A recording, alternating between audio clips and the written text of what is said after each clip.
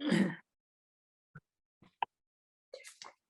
evening, everyone, and welcome to the February 9th, 2023 virtual meeting of the Jersey City Zoning Board of Adjustment. Since COVID and consistent with state law, we are having our meeting via Zoom. I would like to call this meeting to order. Francisco, are there any sunshine announcements that you need to share with us? Yes. In accordance with the Open Publics Meeting Act, notice has been given to the Jersey Journal, the Jersey City Reporter, El Especialito, and posted with the city clerk on February 7th, 2023. We have the notices to be marked. Okay, can you please take, Notices B1 are marked. oh, sorry, Excuse me, thank you. that's okay. Okay, can you please take roll call? Yes.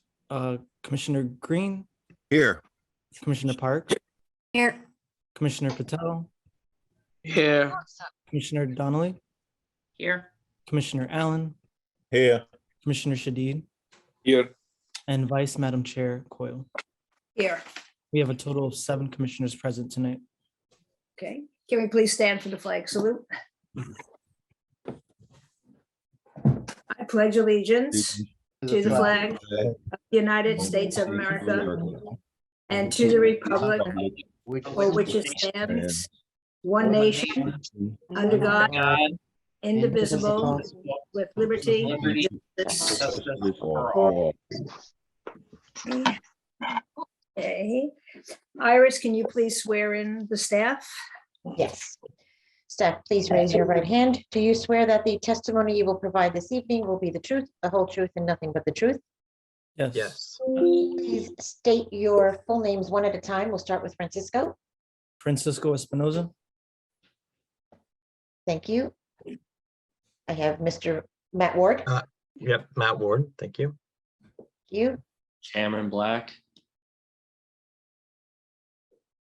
And Tanya, I have you on as well. Let's see how long I can go without talking today. Okay, So you'll swear me in if we need to. How's that? Okay, thank you. The staff is sworn. Okay. Francisco, is there any correspondence to be shared? yes, let me share my screen. Okay, so in adjournments, last meeting, I believe this item, case Z22-057, the address is 81 to 83 Hutton. It was scheduled for this meeting, however, it has carried to March 9th. So those who are waiting to want to comment for this application, it will not be noticed again, and it will come to the board on March 9th. In terms of new business, item number 9, case Z22-040, the address is 74 Bauer Street. They will be carrying to March 9th, which is our regular meeting with preservation of notice, and all other items will be moving forward. I do also want to recognize that it came to my attention that the address 204 Webster was noted, they noticed, however, they will be renoticing in March.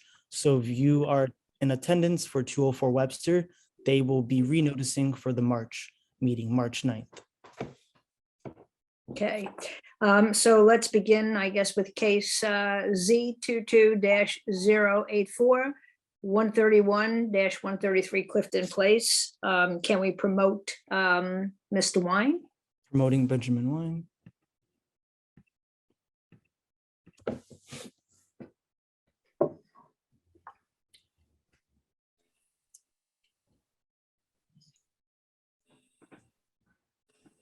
Good evening, Madam Acting Chair. Benjamin Wine of Prime and Tuvel on behalf of the applicant. Can everybody hear me okay?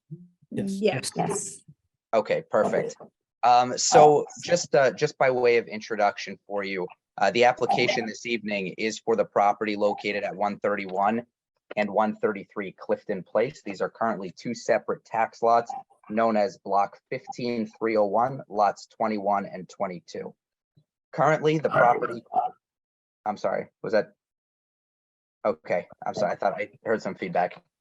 Currently, the property is improved on one half on the lot 21 portion known as 133 Clifton with an existing 4-story, 3-unit multifamily dwelling and a vacant lot on lot 22, 131 Clifton Place. I'll make mention that these lots appear and have historically been used in tandem, and the existing residence on 133 Clifton has been determined to be historically significant by the historians in the city and therefore cannot be demolished. What we're seeking to do this evening is to rehabilitate and restore that existing historically significant structure on lot 21 and to construct what I'll call a sister house on lot 22 at 131 Clifton Place that has been worked on over the past year and a half or so to come to what you're about to see this evening. Very specifically, and then I'll walk into the relief we're seeking as well as my witnesses. This project, as I indicated, began quite some time ago once it was determined that the existing residence was historically significant.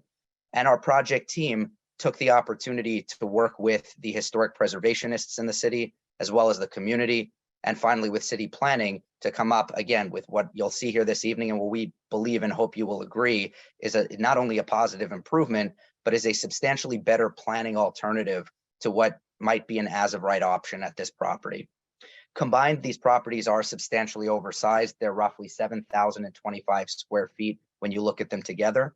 And in the new building that we're proposing, we're looking to include 5 dwelling units in what I'll call a 4-story building to match the existing sister house. But as you'll see from our plans and as we walk through our testimony, actually becomes a conforming building as you tear back sort of from the facade and you lose that historic element and go more into the residential area in the back. The variances we have associated this evening with the project are for the construction of a 5-unit multifamily dwelling on what is an R1 lot. We also have a building height variance for that new construction in the D6 criteria, whereby 35 feet is permitted, and we're proposing 41.8 feet in the front, again, to match the existing sister house. We've also got some C variances. We have construction, the garage door in the rear of the new property or on the side. We're proposing at 16 feet wide instead of 10. We have combined side yard setbacks on the new property of 3.1 feet instead of 5.1. And again, you'll see why. On the existing 133 Clifton, we have a combined front and rear yard setback variance of 31.7 instead of the required 35. This is a substantial improvement from what exists there today, but to be safe, we're calling it a variance as well. We're also reducing the impervious coverage on that property to 93.7%. Again, 85% is required. It is a reduction, but just to be safe, again, we are calling it a variance. And lastly, our front yard landscaping, where we're doing everything we can in order to comply, but at the existing structure where we're required to have 30%, we're only able to increase to 14.7. And on the new property where 60% would be required, we're at 52.9. So we're about 7.1% short there as well.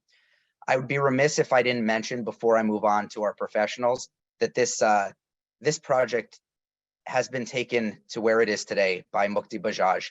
Unfortunately, she passed away last month in what I can only describe as nothing short of a true tragedy. I want to mention this on the record for a couple of reasons. One, because she was obviously a huge part of the fabric of Jersey City. A lot of the projects you've seen were her work. And also because this represents one of her last 2 projects that I had the ability to work with her on.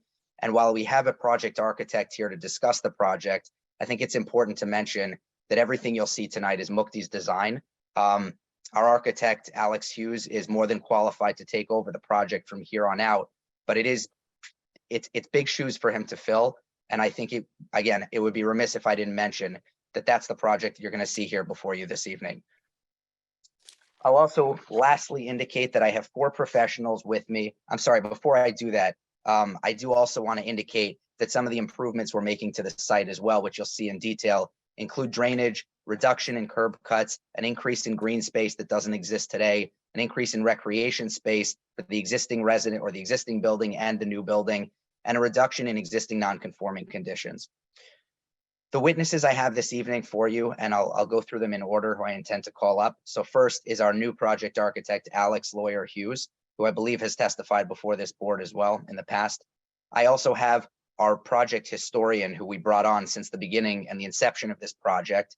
Her name is Carla Cielo, and she will be testifying this evening as well. I also have our site civil engineer, Eric Huff from Burton Engineering, who will testify and explain, as unlike your typical project, there are also some easements associated between these two properties that I think the board needs to understand how they will function. And lastly, I have our project planner, Carolyn Worstel, who I know has testified before this board in the past and who will explain in detail the variances and the relief that we're seeking.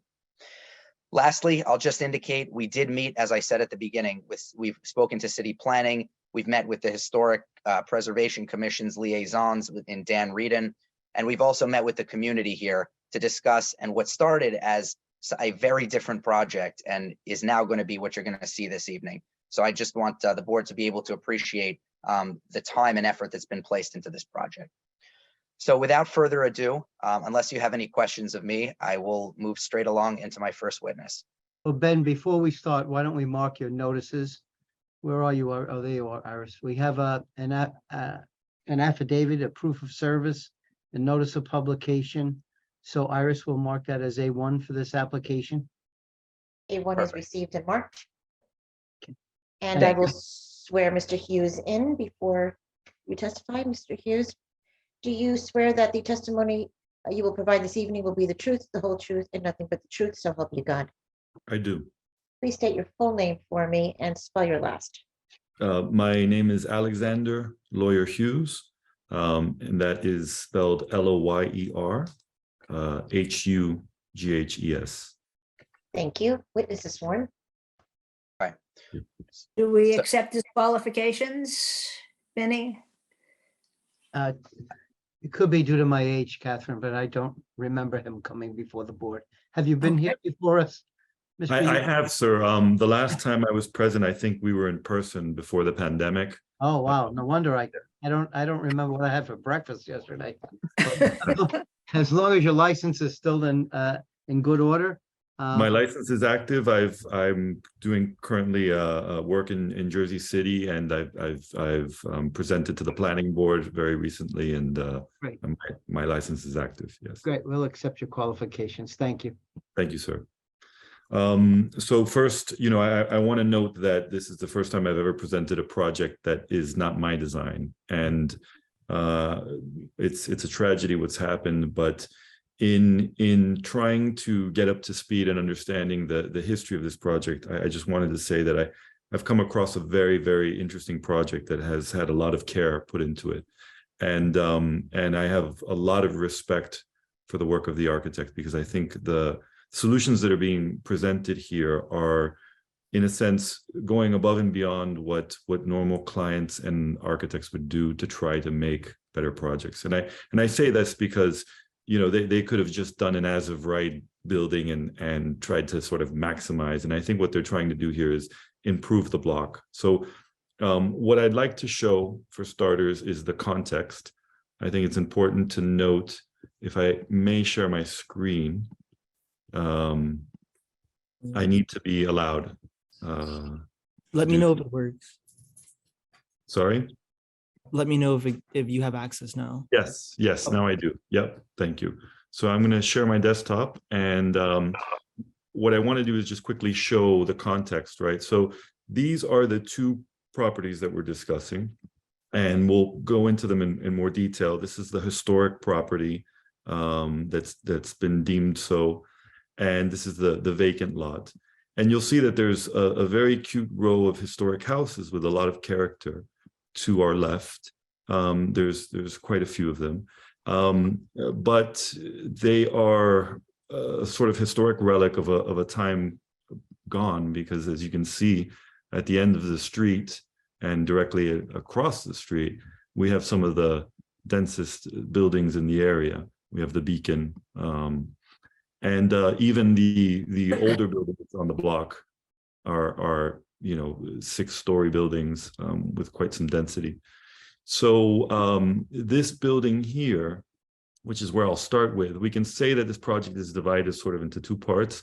One is the rehabilitation of this historic building, and the other is infill of the space between. And so they're being treated together as sister buildings, as Ben mentioned. But first, I want to take you through what is being done to improve the historic nature of this building in the drawings that are presented. And while we're looking at this, I just want to point out a few things. You know, there's a curb cut here with a garage and sort of a new garage door that doesn't match any historic record. There's been an addition added to the front in aluminum siding here. This addition, I don't believe was historic. It was sort of added, matched, fair enough, but you can see it has sort of a lopsided window and it doesn't meet so much the character of the building next to it. And in the roof line above, there's been a lot of aluminum siding added and things that have been done to the building over time, as most buildings that don't match the original historic character of it. And I would also add that in the back, there was an addition also in sort of poor quality materials that was done afterwards, extending the back and increasing the lot coverage of this building. So I want to start by jumping over to the plans. And again, these plans were prepared by the previous architect, but I have become familiar with them, and I want to walk you through a few, I think, clear moves that are being made to try to improve. You can see already in the drawing it looks better because you're not dealing with all the colors and the aluminum siding and the different material changes. But if we look at what's being proposed, I'm going to zoom in and we can focus on this building first. What is being proposed is to remove the sort of aluminum addition from the front, just demolish that and restore the brick wall that was behind. Another thing that's being done is all of the patio and porch area, that the walk-up stoops are being repaired, they're being cleaned, they're being stripped, they're going to be repainted and properly protected. The entrance door, which does not match the historic nature of this building, is being removed, and they're putting two bifold doors, double doors, to match the historic record of what would have been there before. In addition to that, the door that was covered by the renovation or the addition that was added here will also be restored to like a 4-panel door to match history. On the sort of side garage that was added to this building, the garage door itself will be replaced and improved, and it's been stated that the color will be by the historic board matched to black or dark green once they're able to determine during demolition what the original paint color was.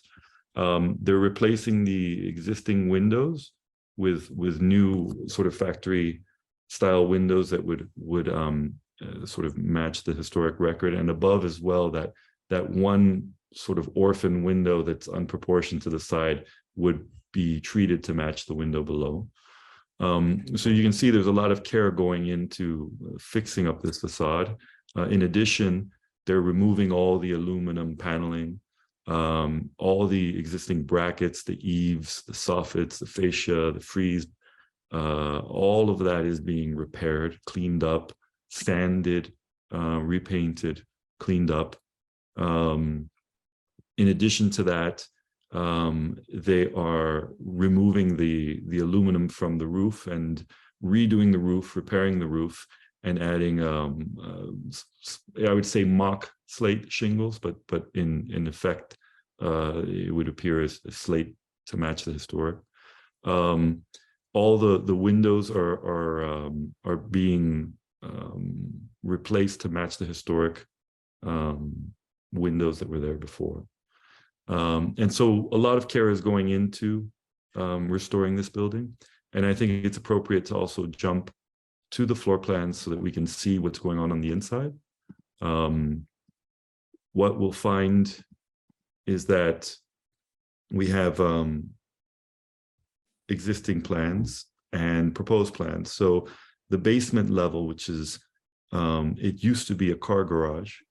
It was not original to the historic nature of the building. It was probably used for other things, but this garage is being converted into what would be part of the ground floor unit.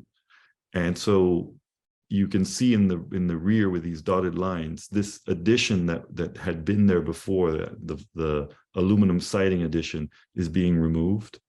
And the true historic layout of the first floor building is being preserved. And the other interesting thing about this house is that it was 3 units and it will be 3 units, but the unit mix is being expanded to allow quite a diverse mix, because this ground floor unit would be a live-work space. So it's an artist studio. It's intended to be a sort of work from home apartment that is, taking up the ground floor in the original footprint. If we go to the next level, you'll see an additional unit, which is, I'm just going to zoom in, 12,047 square feet. So this is a 3-bedroom, 2-bath unit. It's quite a large unit. And then the unit 2 is actually a duplex. It's coming from the level below. So this is the live work. So it's a 2-bedroom and a 1.5 bath. And to end at the top, we have a 3rd unit, which is also a 3-bedroom. So these are quite sizable units because of the historic nature of the building. The floor to ceiling is very tall. They're quite large units, and you can see that the perimeter of the building is maintaining intact, and it's just being reconfigured to make it more efficient and to give more efficiency to the units. So having said that, I want to jump over to the following drawing, which shows the current condition of this building. And I apologize, my PDF gets a little jumpy today. I think for some reason it tends to flicker. I'm going to see if that'll stop. It's very, very strange. I apologize. It was happening before. I'm going to stop sharing, see if that stops it, and then I'm going to try to reshare again and see if that helps. Okay, that seems to have done it. So what is being proposed in the empty lot would be an infill. And the way I would describe it is that the character of the buildings, the historic buildings that are to our left, is being blended with the character of the building to our right. And so I just want to point out a few architectural features of the block by going back to this view. I think we've seen enough detail about this existing structure and the mansard roof with the pitch and its height. Alex, to be clear, I'm sorry to cut you off. I'm not seeing your Google view if that's what you were showing.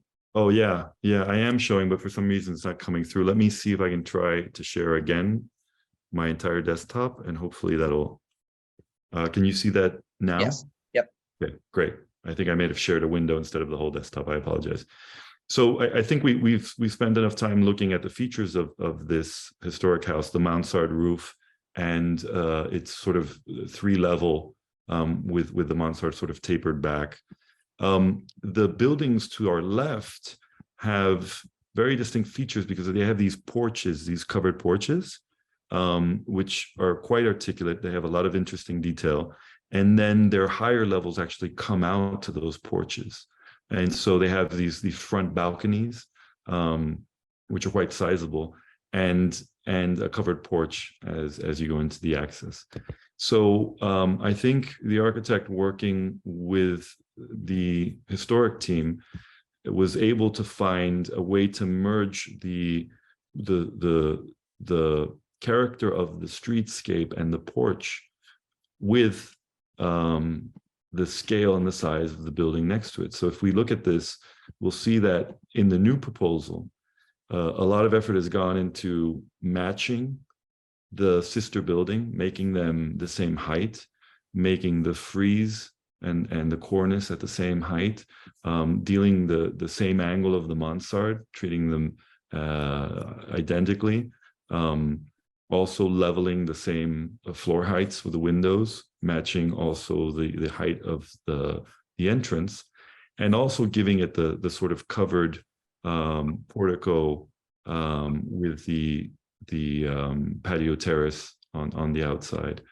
And of course, these buildings were built in the 1800s, late 1800s, and we're in the 21st century today, and it's, you know, it's almost cost prohibitive and impossible to match architecture from many years ago because construction methods change.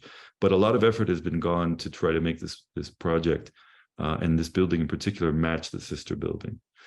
And so I'm going to take you through the floor plans of what's being proposed so that we can understand how it works. Ultimately, it's a very diverse mix of apartments. We'll see that there are duplex apartments within. There are some smaller units that are 600 and 670 square feet. And there are some larger units that are 700, approximately 750 square feet and 1100 square feet. And I want to point out that the duplex unit that's the largest, it occupies the top 2 floors. And I want to show also, before we get into the plan, a very interesting feature that the architect did, in which the building is only taller towards the street to match the sister building. But as it goes back, it actually steps down. And as it steps down, it becomes the roof terrace for the top unit. And so we have a roof deck, which is being masked from the street, not seen from the street because of the architectural feature that's matching. And I think this section that I'm about to show you will show that quite well. So if we have the street on the right, the higher portion of the roof line is matching the sister building, but then the rear of this building is a roof deck. And I'll jump to the plan so we can view that roof deck, but it's a roof deck that's being masked from the front. So I'm going to skip over to the plan of that roof deck, and we can then sort of go down the building as we understand how it's laid out. So this is our roof deck, and you can see that there's a lot of detail has gone into the planter boxes that would occupy the rear portion of the highest floor of this building. And you can see that in the front, we're under the mansard roof that would match the sister building. We have our family room and our master bedroom for the duplex unit, which is the largest unit of the 5 that are being presented here. I'm going to go in reverse direction, so we're going to go down. So the floor below, which would be the balcony over the portico, is the half of the duplex apartment below it. So this is approximately 600 square feet, but it's half of the largest unit. It's the lower half of the duplex.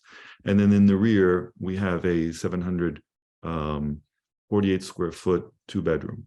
So there's already a lot of diversity. If we look across the project between the historic building and what this building is adding, we're getting a lot of different unit mixes, which is quite interesting because it's not sort of a cookie cutter stack, but we're getting a very interesting mix.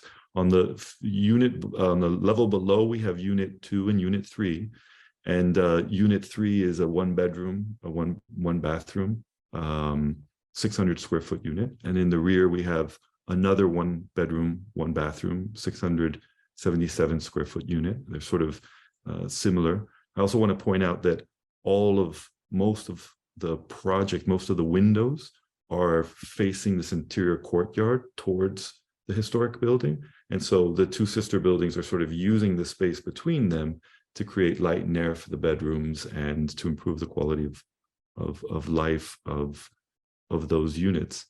And I will point out later when we see the site plan, but they're 10 feet apart. And so it's more than normal in Jersey City, when often you have windows 2 to 3 or 4 feet away from each other. The ground floor is the entry level, or the street level, you could say. And this is a 726 square foot 2-bedroom, 2-bath. And this is the parking in the rear. So it has a 2-car garage. And I want to point out that while we're asking for a variance, this is not facing the street. It's in the space between the buildings. So it's not being exposed to the street. You won't see it on the facade. It's cars being parked in the rear, being turned towards the inside of the building in an alleyway. So in addition to that, I want to point out that if I should have started with this, but if we look at the way the 2 lots are configured, and we do have a site plan with civil engineering, but from a schematic perspective, you can see how the lot where the historic building is, lot 21, is a very large lot, but it has an irregular shape in the back. And so a lot of the variances that are being asked is because already the building wouldn't conform today with the required setback that's needed. It's very, very tight in the back, but we're actually making that better by demolishing that part that was in the rear. And then the new proposed building, I just want to point out that the lot is 25 feet wide, but it's extra deep. It's actually 114 feet deep. And so what's being proposed is to have a driveway between them and have parking in the rear. And we'll get into that more as they look at the site plan and we go through planning. But I want to point out that the way these 2 big buildings are being configured on the lot point towards the idea of an infill as a sister to a historic building. Thanks, Alex. And I just if I can follow up on a couple of questions here.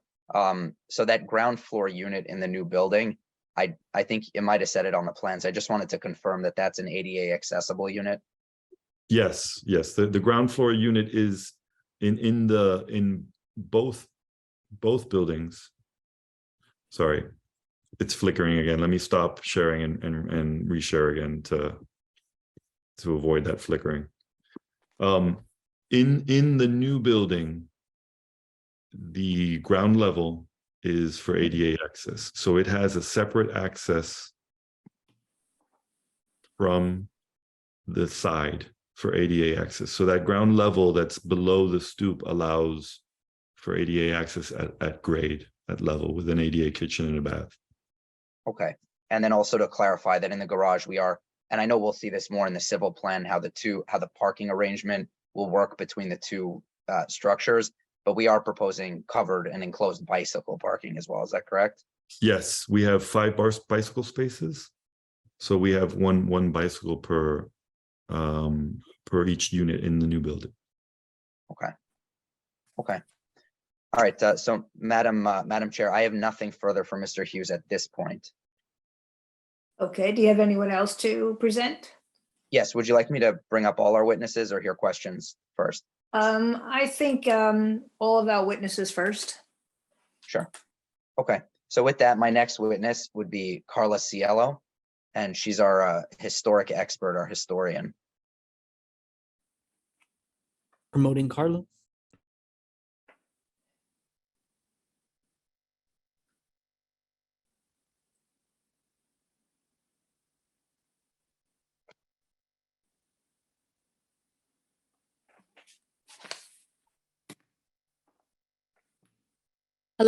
Can you hear me? Yes. Ms. Cielo, do you have a camera that you can Okay. operate? Let me figure that one out. Start video. Is it on? Yes, there you go. Please raise your right hand and I will swear you in. Do you swear that the testimony you will provide this evening will be the truth, the whole truth, and nothing but the truth? So help you God. I do. Please state your full name for me. Spell your last. Carla Cielo. The last name is spelled Cielo.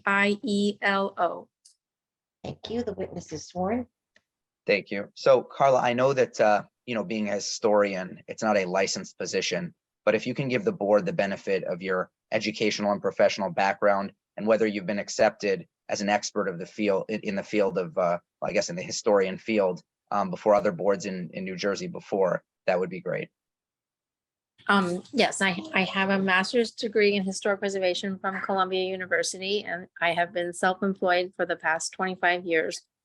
I've presented to boards in Hunterdon County, New Jersey, and in Orange County, New York, specifically Tuxedo, New York. My work is varied, so this is a unique project. And I worked with Mukti from the beginning of the design. So Carla, just to confirm, again, so that I can get you qualified in, so you have been accepted, I guess if you can speak to, when you've spoken before boards before, have you been accepted as an expert Yes, yes. and qualified as such? Right. Okay, so Madam Chair and Mr. LaPaglia, I would submit Ms. Cielo as an expert historian, if it's okay with you. Sure, or in the field of historic preservation, no? Not more Correct. like, Right. good, sure, we accept your Okay. qualifications. Thank you. Thank you. All right, so Carla, if you could, like you started speaking about, if you could touch on kind of where this project began, your involvement, how it's gotten to where it is today, and just generally, I guess it's what your involvement is and how we brought this project to fruition. I worked with Mukti on the initial design and on the history of the building. So I researched the 133 a little bit, and worked to get the design to where it is today. It started as a modern building that was connected to the old building. And the first thing I said, we have to align the floors. And so it evolved to what it is today, just working together. I actually really enjoy working with Mukti, so I was very sad when she passed. So 133 Clifton Place was built circa 1870 in the Second Empire and Italianate style. It shows on the 1873 Hopkins Atlas of Hudson County. It predates the other houses on the block, which were built circa 1810. They do not show on the 1908 map, but they do show on the 1911 map. So I'm saying circa 1910 for them. 131 Clifton Place shows as a separate lot with just a small shed at the back. So I think it was always just a side yard or a driveway.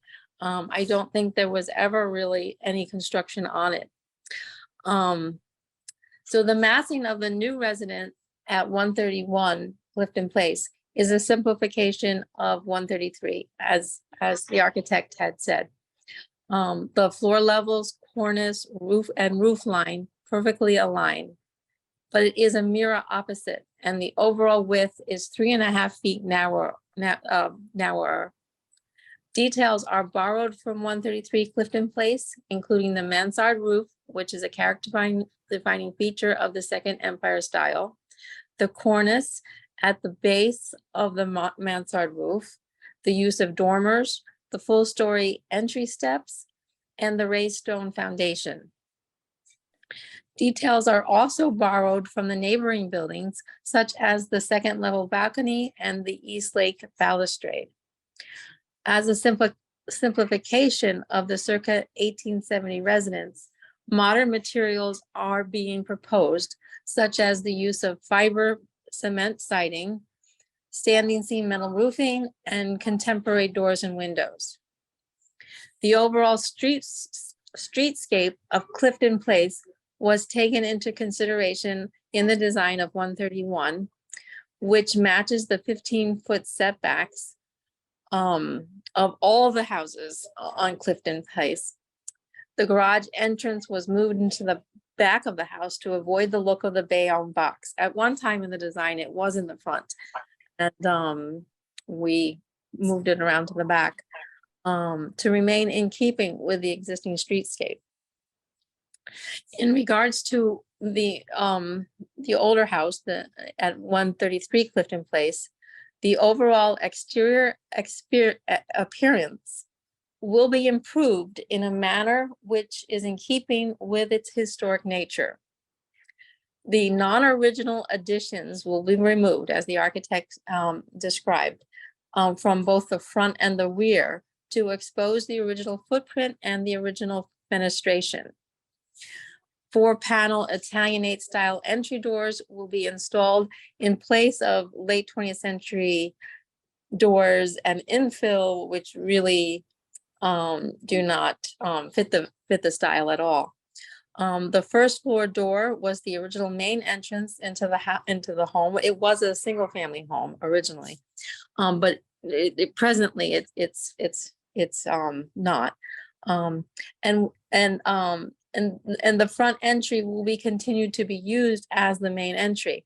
And that's really significant because when you reuse what was original, it means that the character of the house remains. And the lower level entry door was the servant entry, and that will be used to access the garbage room. So that's still going to have a use. And that means that the facade is being preserved. The aluminum cladding will be removed from the mansard roof and the cornices, which conceal of roof gutters. The aluminum covers character defining features and architectural details. And it has been hiding water damage, which occurred at the gutter leaks. So the cornices will be restored and the mansard roof will be clad in a contemporary version of slate. The overall appearance of the 3-story flat roof addition, the addition on the side, which has the garage, that was actually a 2-phase addition. There's a smaller section within it, and then it was enlarged in probably the 50s. So the aesthetics of it will be improved by enlarging the windows and installing factory style windows to match the modern look. It's like a modern 50s style look. And the lower level garage, as you know, will be used as a studio. And by removing the rear addition, the fenestration of the rear elevation will be restored. And this includes reopening 3 basement windows, lower level windows. It's a raised basement, and 3 first floor windows which had been blocked.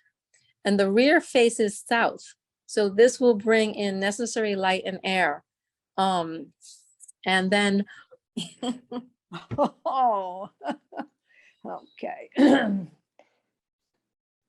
So we're ready to continue? Yeah, Carla has 1 or 2 more things to say, right, Carla? And then she's finished. Okay.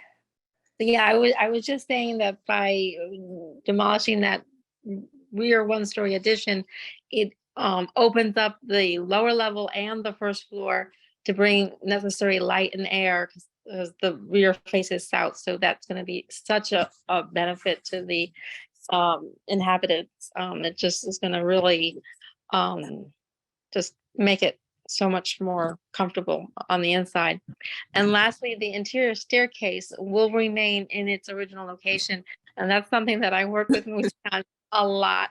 I mean, it was back and forth and back and forth and back and forth for almost like, I don't know, weeks. And she finally got it in the original spot, because that's how you perceive the volume of the original building. So that was very important to me as a historian. That's necessary with the Secretary of Interior standards, staircases, fenestration, roof lines, those are all really important things to keep, and they are. So it really, it's a wonderful project, and it passes my strict standards. Because Thank you, Carla. I just have one follow-up question relating to the new proposed structure at 131 Clifton.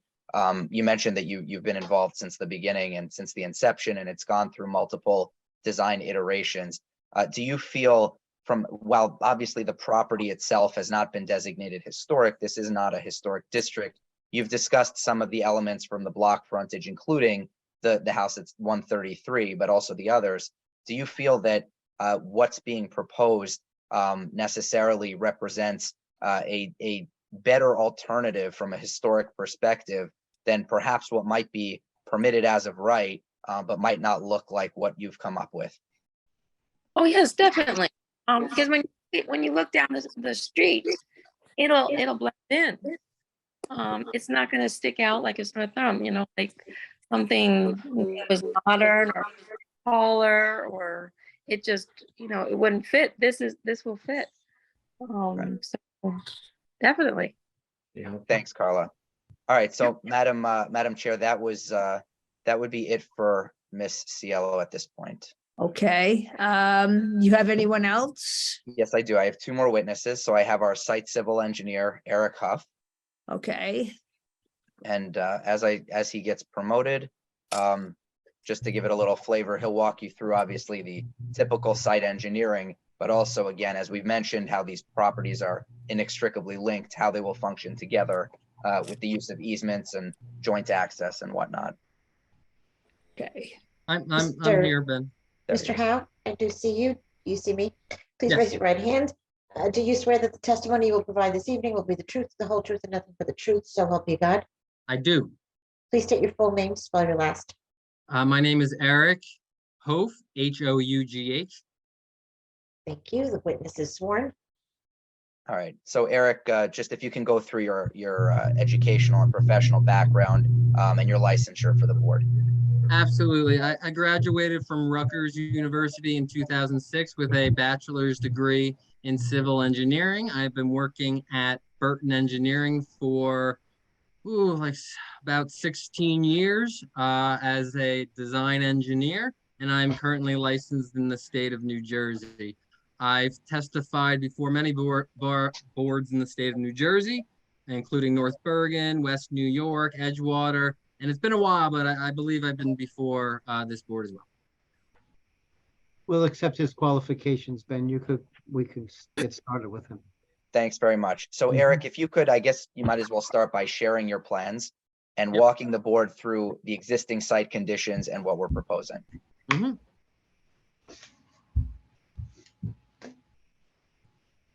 All right, can everyone see my screen?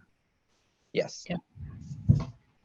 All right, so the project is located at 131, 133 Clifton Place, which is block 15302, lots 21 and 22. The overall square footage of the property is 7,025 square feet, or 0.16 acres. As far as the existing site conditions, as previously described, there's a 3.5-story building on the north side of the property, lot 21, with access from a curb opening on the north side of the frontage. On the south side of the property, lot 22, there's no existing building, it's vacant, and is mostly covered with asphalt, with access from a curb opening on the south side of the frontage. As far as the proposed site, the existing building on lot 21 is to mostly remain, with a portion of the first story to be removed in the rear. This will increase the rear yard setback from 15.95 to 25.9, so by about 10 feet. On the other lot, there's a new 3-story residential building proposed on lot 22, positioned, oops, sorry, my cursor just went a little array. There we go. So the new building is positioned 3.1 feet from the property line on the south side.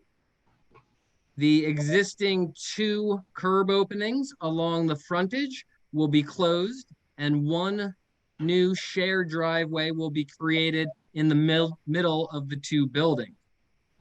Parking is provided in the rear with 2 spaces on the north side, including a handicap space, 3 compact spaces on the west side, and 2 garage spaces in the rear of the new building for a total of 7 parking spaces provided.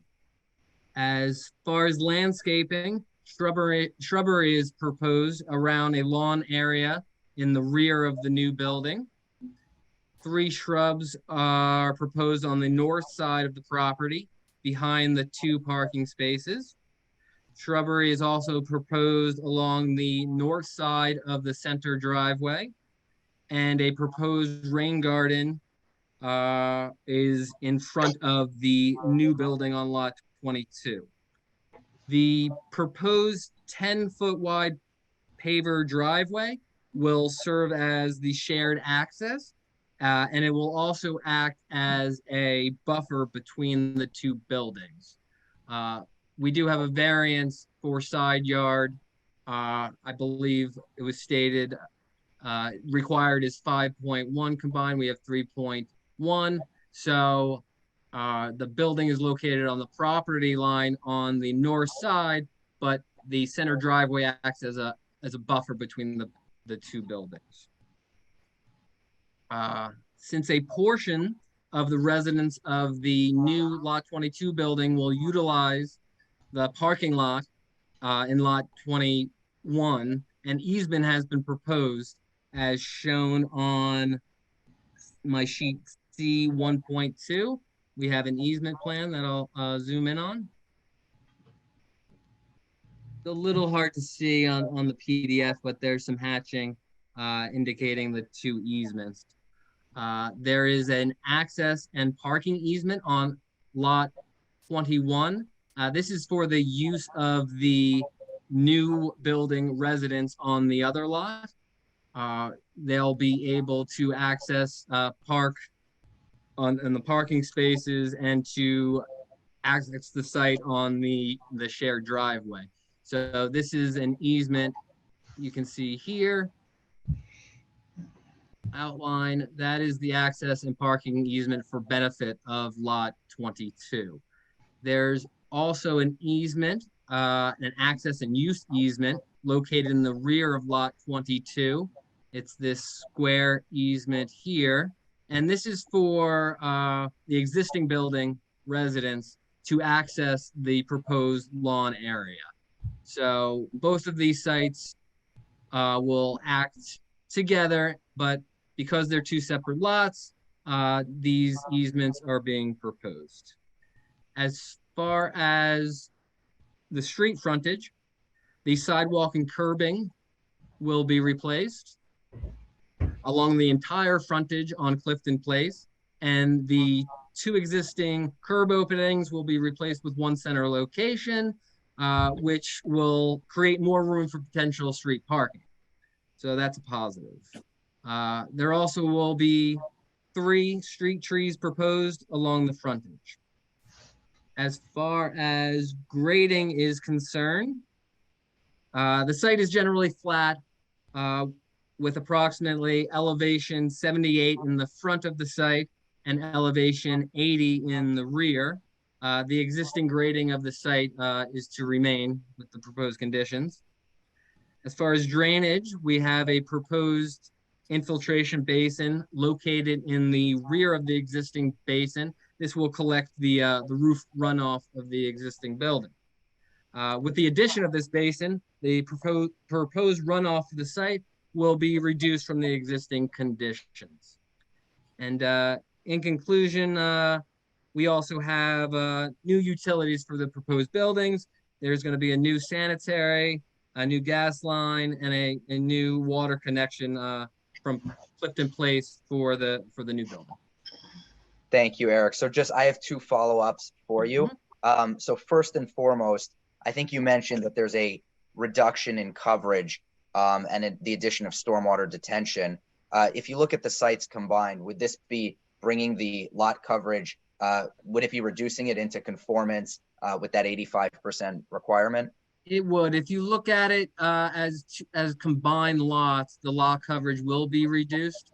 But if you look at it as an individual lot for lot 21, it slightly increases the impervious, and hence that's why we're doing a basin. But overall, the proposed runoff will be reduced. Okay, and then lastly, you mentioned we're closing up 2 curb cuts and reopening 1. So we would be adding back, in your experience, we'd be adding back the potential for street parking as well for the neighborhood. That's true. There'll be full curbs where there used to be depressed curbs. So the on-street parking will have more room. Correct. Okay, perfect. And then just lastly, and I think you saw the city's traffic planning letter that came in earlier today, indicating that the site circulation was good, but just if you can put on the record, are you comfortable with the circulation as well?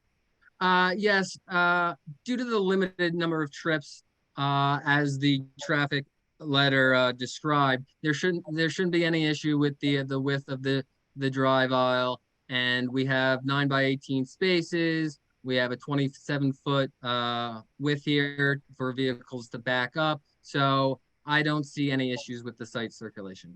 Okay, thank you. All right, so Madam Chair, that was it for my civil engineer, and I have 1 witness left for you at this point. Okay. All right, so that would be Carolyn Worstel, our project planner. And then, of course, just to reiterate, of course, everybody is available for questioning.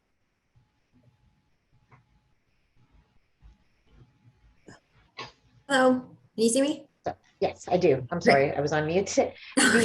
Do you swear that the testimony you will provide this evening will be the truth, the whole truth, and nothing but the truth? So help you God. I do. Please state your full name. Carolyn Worstel, Worstell. Thank you. Witness is sworn. Okay, so Carolyn, if you don't mind as well, like with everybody else, giving the board the benefit of your educational professional background and your licensure. Sure, I'm a licensed professional planner in the state of New Jersey. I've appeared before this board numerous times and my license is still in good standing. We accept her qualifications, Ben. All right, thank you. So Carolyn, obviously you've heard the testimony regarding the site, the civil, the architecture, some of the history related to this project. I know you've been involved since an early stage as well. So if you can walk us through what the relief is that's being sought, general planning testimony, and the relief, the justification for that relief as well. Sure, of course. So, this application, as you've heard, it's a little bit unusual in that we have 2 different lots here. And so we are requesting relief individually for those specific lots. But then when you sort of look at this project as a whole, you can sort of see the full picture of what's happening and how this overall development is really improving what's existing on this property. When we look at in isolation, when we look at lot 22, we're looking at a use variance and a height variance for the new structure that's being proposed there, as well as a couple of bulk variances which are subsumed within that use variance, specifically for that combined side yard setback, the maximum building height in stories, the garage door width, and minimum front yard landscaping. When we switch over in isolation again to just lot 21, which is the existing structure, we only have a couple of bulk variances for that. And that's again related to the maximum lot coverage, which even though we're reducing, we still have to request a variance for the combined front and rear yard setback. Again, even if we're improving that condition, we still would need the variance, as well as the minimum front yard landscaping. So, there's definitely certain variances related to development of each lot, but we believe that this application has really been designed as a cohesive development and should be considered that way as well. When we start looking at the criteria for the D1 use variance, obviously this board's very well aware that what you're really looking is whether or not this site is particularly suitable. So the proposed 5-unit building on lot 22, I believe the site really is very suitable for that. It is a slightly oversized lot. It's 2,850 square feet. So while it's only 5 feet wide, which is typical, it is deeper than is typical. And really, due to this oversized lot, we are able to get a building footprint that is conforming with regards to front and rear yard setbacks. It's conforming with terms of lot coverage and building coverage on that specific lot. So we're able to create this building footprint that, other than that one side yard setback, is conforming with those bulk requirements. And we can still create really well-sized apartments. You know, we're ranging from 600 square feet to 1,161 square feet, with an average of over close to 800. So we're really creating a diversity of housing sizes that are really, I think, very well sized and create a diversity of housing typologies. And we can really accommodate that on the site. And when we look at this cohesive design, you know, we're not looking at it as just in isolation. It's really working with the existing property next door, where we're able to provide between the two lots, we're able to provide for 7 off-street parking spaces for a total of 8 units. And then of course, we're able to add on one additional lot in the front, or one parking space on the street, back on the street, because we're eliminating what are now 2 separate driveways to create one unified driveway. So that really adds that benefit of being able to provide additional on-street parking. So again, when we look at this both in isolation, but also in conjunction with the adjacent property and how it's been designed in conjunction, really is an appropriate site for that. Additionally, the project proposes a density approximately 78 units per acre. When we just look at that lot 22 on its own, it's 78 units per acre. This is really consistent with some of the other densities in this neighborhood. Clifton Place, you know, as we saw when we were doing the sort of the look around at what's around us, there's a vast diversity of different building typologies on this street. You know, we've got some 1 and 2s, but there are the Beacon, which is, you know, massive multifamily. We've got 5-story apartment buildings. And so we've got a wide variety of diversity of densities and unit types. There are other properties on the block that have similar or higher densities. There's 101 Clifton Place, which is sort of right at that corner where Clifton bends. That lot has 25 units for a density of 127 units per acre. 99 Clifton, which is sort of a little around the corner, that lot has 4 units and a density of 87 units per acre. And then 6 Baldwin Place, which is at the corner with Clifton, that's a very tiny lot. It's only, but it's got 3 units, and that ends up a density of 260 dwelling units per acre. So you can see that there's a vast diversity of densities. But when we look again, if we look at not just the site is isolation, but when we look at it as part of the overall development between the 2 properties, our density drops. We drop to about 50 units per acre because the adjacent lot is so large. The overall averaging of the densities between these 2 lots is about 50 units per acre. And that's generally consistent with the character and the average density of the block, which is 42 units per acre. So I believe that, you know, because this lot is not just in isolation, it's being developed in conjunction with its sister lot, we're creating a density that is very appropriate given the context that this property is within. When we switch over, we're also requesting a D6 height variance for that property on lot 22 for the new structure. Here we're proposing a height of 4 stories and 41.8 feet. And this height has been proposed really in order to create that sister facade to the existing structure that's on lot at the 133 Clifton Place. So we're proposing that height of 4 stories, 41.8 feet, because that's what matches what's adjacent to us. And as was described, you know, we're looking to make sure that those window heights are consistent with the adjacent structure, that the roof line is consistent. So we're trying to create what sort of is a match the height of that building and provide more context for that existing structure, which is proposed to be renovated and maintained because it was identified as being a significant structure. Furthermore, the upper story is only partial. You know, what it's doing is creating that context at the street to provide that sort of historic context with the existing structure next door. But at the rear, it steps down and it is a conforming 3 stories and conforming three building height. And so this diminishes the visual impact that adjacent properties to the side and the rear will have, and also diminishes impacts of the shadows that could be created by that upper floor, because they're really going to be falling more on our property or towards the street. So it really helps that we're not going it all the way to the rear. So we're diminishing those potential impacts of having that extra height only at the front of the property. And again, the overall context of this height really is in scale with what's going on in the wider neighborhood. There are 3-story buildings in the neighborhood, but there are also 5-story buildings, 17-story buildings. So there really is a wide diversity of heights that are in close proximity to this particular property. So I believe that really having that 4-story, which creates that sister character with the existing adjacent structure, is really appropriate and in context with the wider community. There are a couple of other C bulk variances proposed for lot 2, and these are sort of subsumed within use variance, but they are for that minimum combined setback for the both side yards.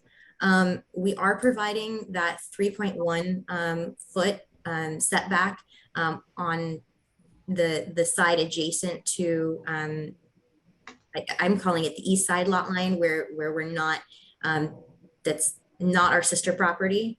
And so what that does is it matches with about a 2 foot, 4-inch setback on that property. So you're creating about a 5-foot separation between those buildings. And that's considered, that would be consistent with what you would expect to see in the R1 zone.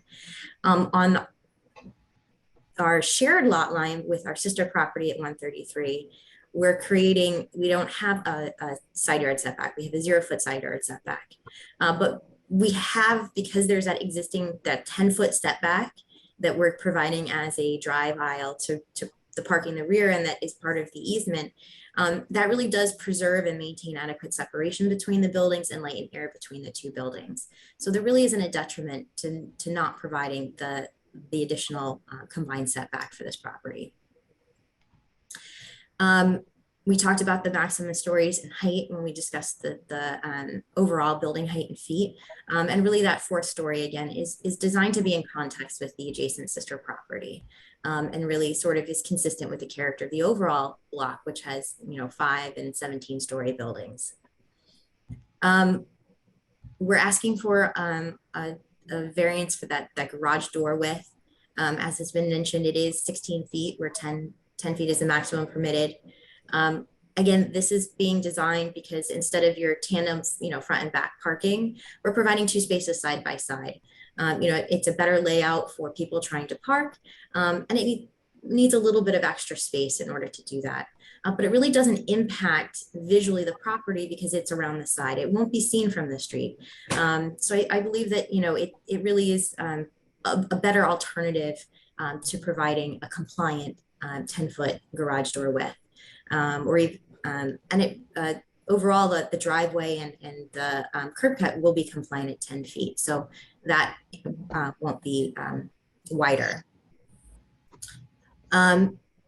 We are also asking for a variance from the minimum front yard landscaping. We're proposing 52.9%, where a minimum of 60 is required. We're just under.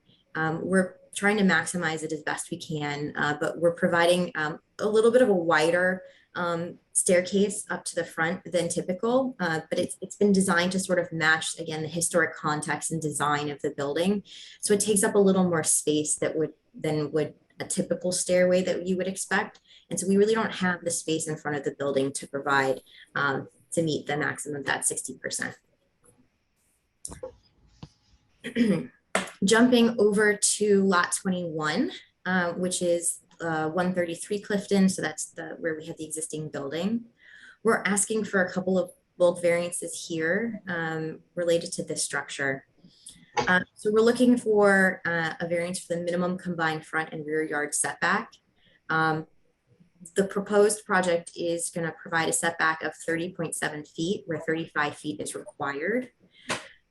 We are increasing our rear yard setback from, I'm sorry.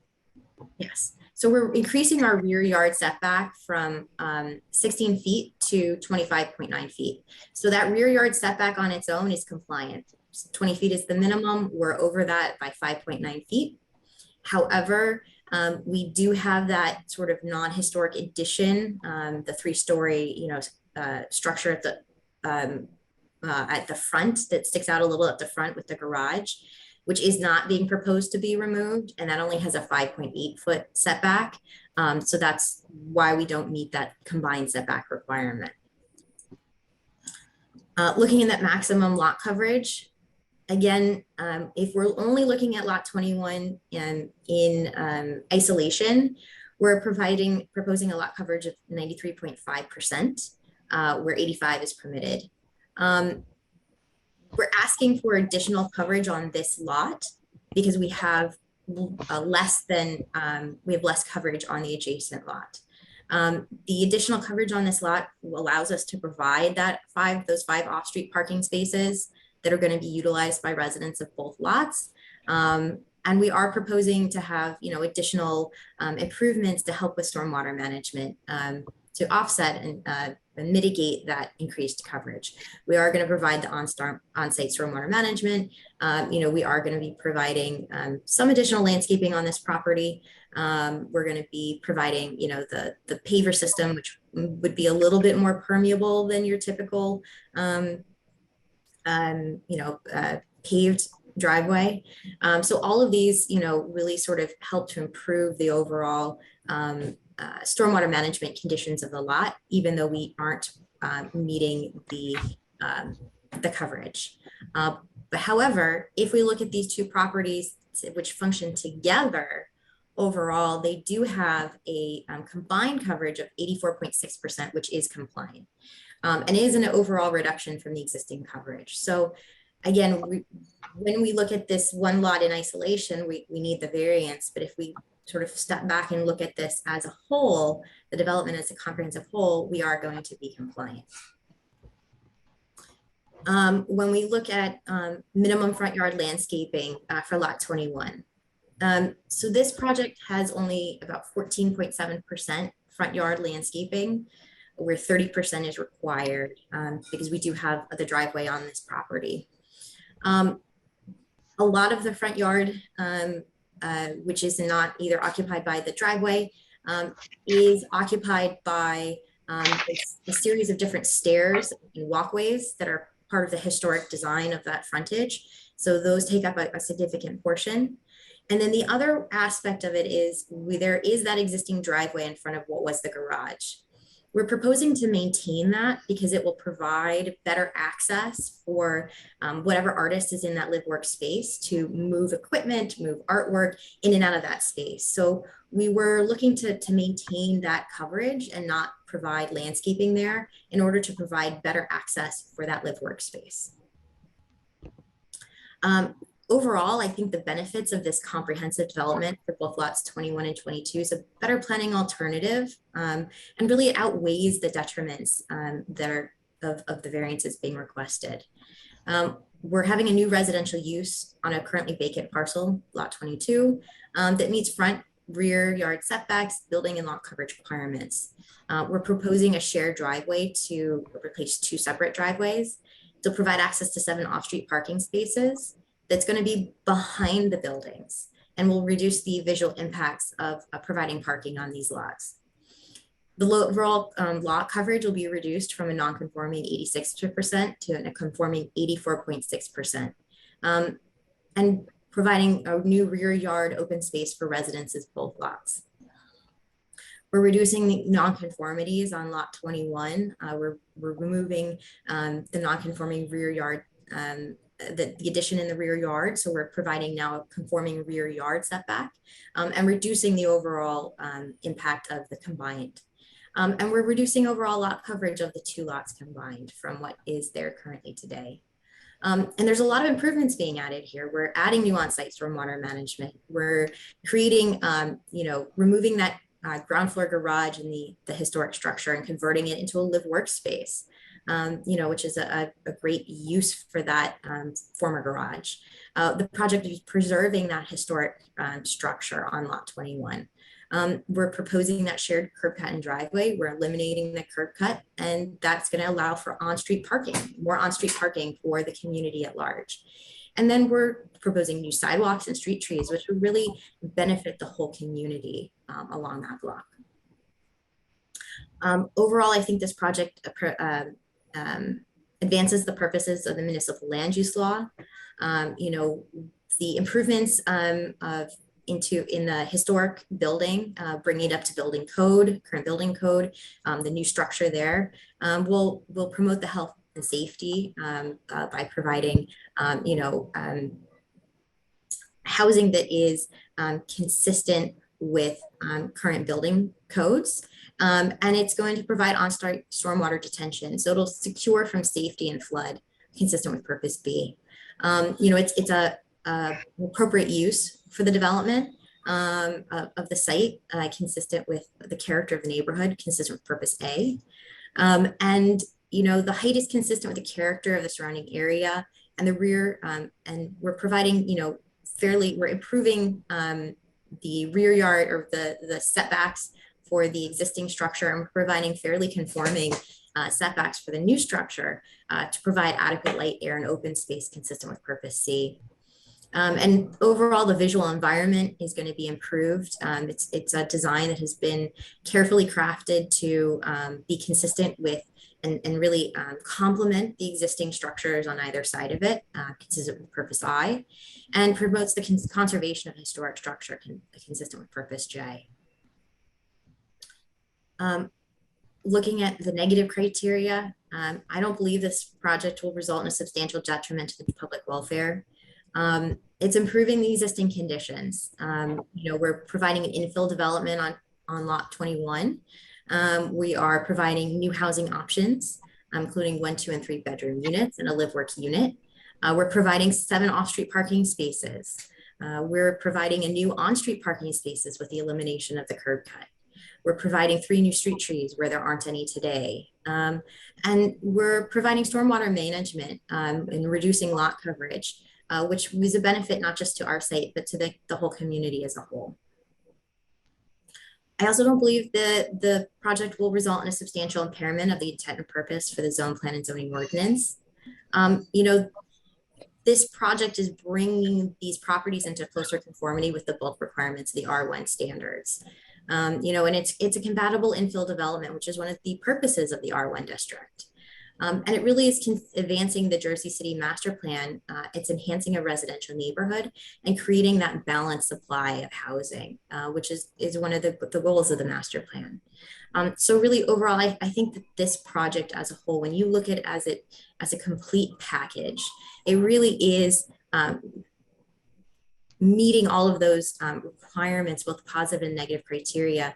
And I really think that this is a better planning alternative than just a standalone project that doesn't interact with its sister property. So, I think that it meets both those positive and negative criteria. So I'm happy to answer questions. Thanks very much, Carolyn. So you covered everything that I was hoping you would. So Madam Chair, at this point, that concludes my direct presentation. I'll obviously reserve the right to, follow up, sum up, reserve, and answer any questions. Okay, I think right now we would hear from the public. Francisco, is there anyone out there in the public looking to ask questions or to make any statements? I don't see any hands raised. I do see someone is calling in. So if you're calling in order to access the meeting, you must dial *9 to raise your hand, and then *6 allows you to unmute. But I do not see any hands raised at this time. Okay, so at this time, commissioners, do you have any questions regarding this property? I have a question. And I like this project very much, but one point that I am confused about is the side yard setback requirement for lot 22. It's not, the code requirements aren't really indicated in the plan. I guess I read about it in Cameron's report, in the staff report, where it says the rear and front yard, I'm sorry, where it says the side yard combined 5-foot setback is the requirement. Right. So And then the proposed is 3.1. And also, given that the adjacent building, it looks like they have bump out bay windows. So this is kind of also, they were accustomed to having a lot of light and air. So one question is, my first question, I want clarity about what the requirement actually is. And I'm assuming that it's 5 feet from the side. And then the other question is that with the bay window bump out on the adjacent property, what's the distance from the end of that bump out to the property line? sure. Should I answer that, or do you want to answer that, Carolyn? I can certainly answer the first part of it, and I can answer the second half, but if you want to then go Great. into it a little further, that's fine. So the requirement is that you have basically what it's designed to do is you have a minimum of 2 feet and a combined of 5.1. So that typically works out that on one side, on a typical 25-foot wide lot, you've got on one side a 2 foot, on the other side is a 3.5. It's supposed to match up with your adjacent property so that when combined, you have like a 5.1 between the two buildings. That's the intention of it. Okay. So where we are adjacent to not our sister property, so where we're adjacent to lot 20, I believe, we are providing that 3-foot one so that, and they have, I think, 2.4 on their site, their property. So they're getting that 5-foot that's standard in the R1 district. On Okay. ours, then, so what we're doing is we're pushing the building over and having a 0-foot setback on our side of, you know, between the two lots that are part of this application. So there's a 0-foot setback there. But again, where you typically are trying to create that 5-foot setback, we already have a natural 10-foot setback. And I think it's 10 feet from that bay window. It's not from the main structure, it's actually 10 feet from the bay window. And that is the drive aisle between the two properties. And so that is what's providing that setback. So that's actually, you know, even more than you would find on a typical application. It's about twice what you would find typically between two properties, even if they had a bay window. Okay, so from the end of the bay window to the property line, It's 10, what's 10 feet. Carolyn, I think. Oh, are you Commissioner- talking about front to back or if you're talking front to Carolyn, side? no, I'm talking about the side. Yeah, Carolyn, Can I we put think up the Commissioner visuals Donnelly, again? Can we get the visuals up that we had so that we're all looking at what, If here, if I I- could interject, I think if Eric I got could it. share the site plan, because the site plan shows it clearly. I got it. Can you Yeah, I guys was see? probably looking at the wrong page there. Yeah, can you guys see my screen with the site plan? Yeah. Yeah. Okay, So, Okay. so if I So- can interject just to add a little bit of clarity. Okay. There is a lot line that's right there at the building, the new building that we're proposing. And normally you would have 3 on one side, 2 on another, 2 on one side, 3 on another. So you make 5 and 1 inch. In this case, the variance says, well, we're not doing that. But because there's 10 feet to the overhang on the neighbor, essentially it's like having a side yard that's 10 feet, which is even Yeah. better. and Right. Alex, I think Commissioner Donnelly was referring to the property that's not ours. And correct me if I'm wrong, Commissioner, I think your question was regarding the requirement along this side and the actual, what we're providing. Right. Yes, So, I didn't understand. correct. Okay. yeah, so again, the requirement, I think, is that it's 3.1 on one side and 2 on the other. However you slice that up, you can pick which you want. What we did is went with the bigger number on the side that is not our property, so that you're guaranteed that 5-foot separation between. I got it. Yeah, Okay, and so spoken a different way, what we're really requesting is a side yard variance from not making this side 2 feet. That's the, got it. And there's a minimum width for that paver driveway. 10 feet, correct. And we took that 10 Okay. feet to That- the Okay, overhang over here. that's a perfect answer, and that makes a lot of sense to me. It was, I don't know, it was just hard for me to follow that, so thank you.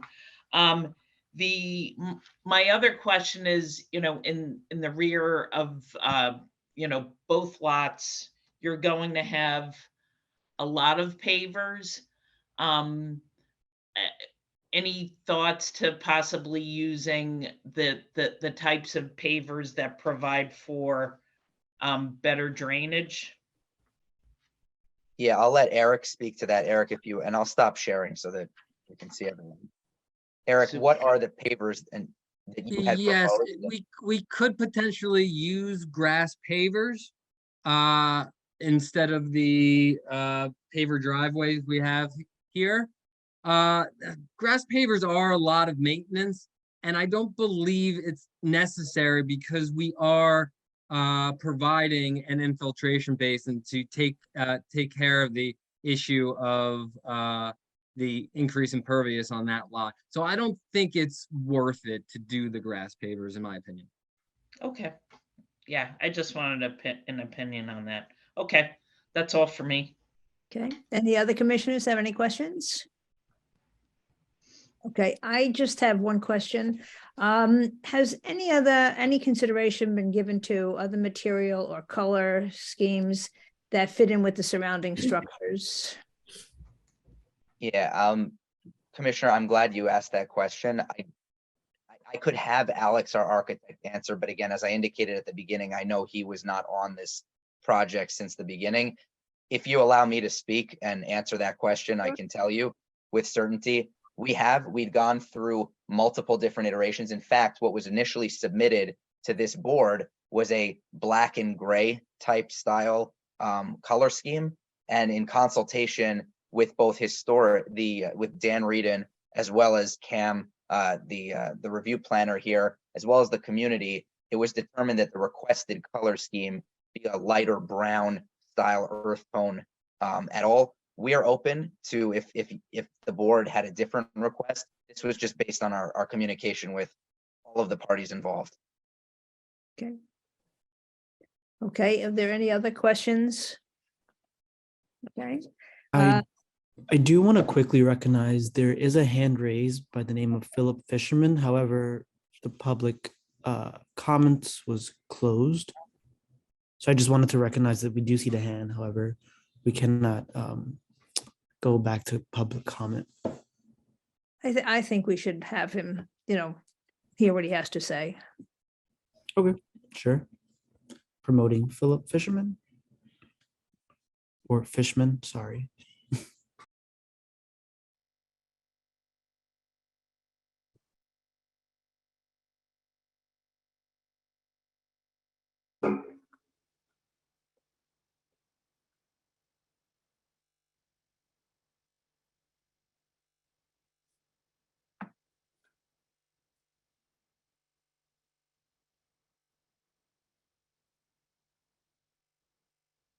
Mr. Fishman, are you on?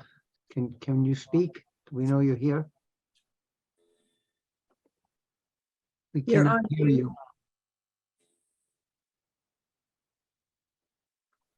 You're on mute. I appreciate that you're saying that. It doesn't show on my screen. Now we Mr. can, Fishman, we got you. we can hear you. Thank you very much, and I appreciate you recognizing me. Mr. Fishman, before you begin, please raise your right hand. I will swear you in. Do you swear that the testimony you will provide this evening will be the truth, the whole truth, and nothing but the truth? Sure, yes, I do. And your full name is Philip Fishman. Thank you. Fishman. Thank you. Please proceed. Thank you. So first comment is thank you very much, Mr. Wine, for your responses to my emails. They have been timely and focused. I do appreciate that. I do have a question. I'm not sure that this is relevant for this board. I'm new at this. I'm a new homeowner in the lot behind you at 186 Summit. I was wondering, are these units to be rented or sold? And is there a possibility for the two buildings to, if they are sold as individual condos, to be split apart so that the decisions made here for the variances between the properties be rescinded or reversed at some point in time in the future? Yeah, so Mr. Fishman, thank you for that question. Did you have any other questions or would you like? That's really it. Okay. The rest of the questions have been answered for me, basically, but thank you. Okay, so I'll answer both of those. So first and foremost, I don't think it's been determined yet whether they will be a rental or for sale. That is not often determined. It might depend on the market at the time. It might also switch over time, quite honestly. But to answer what I think, where I think that was headed regarding could these be split up?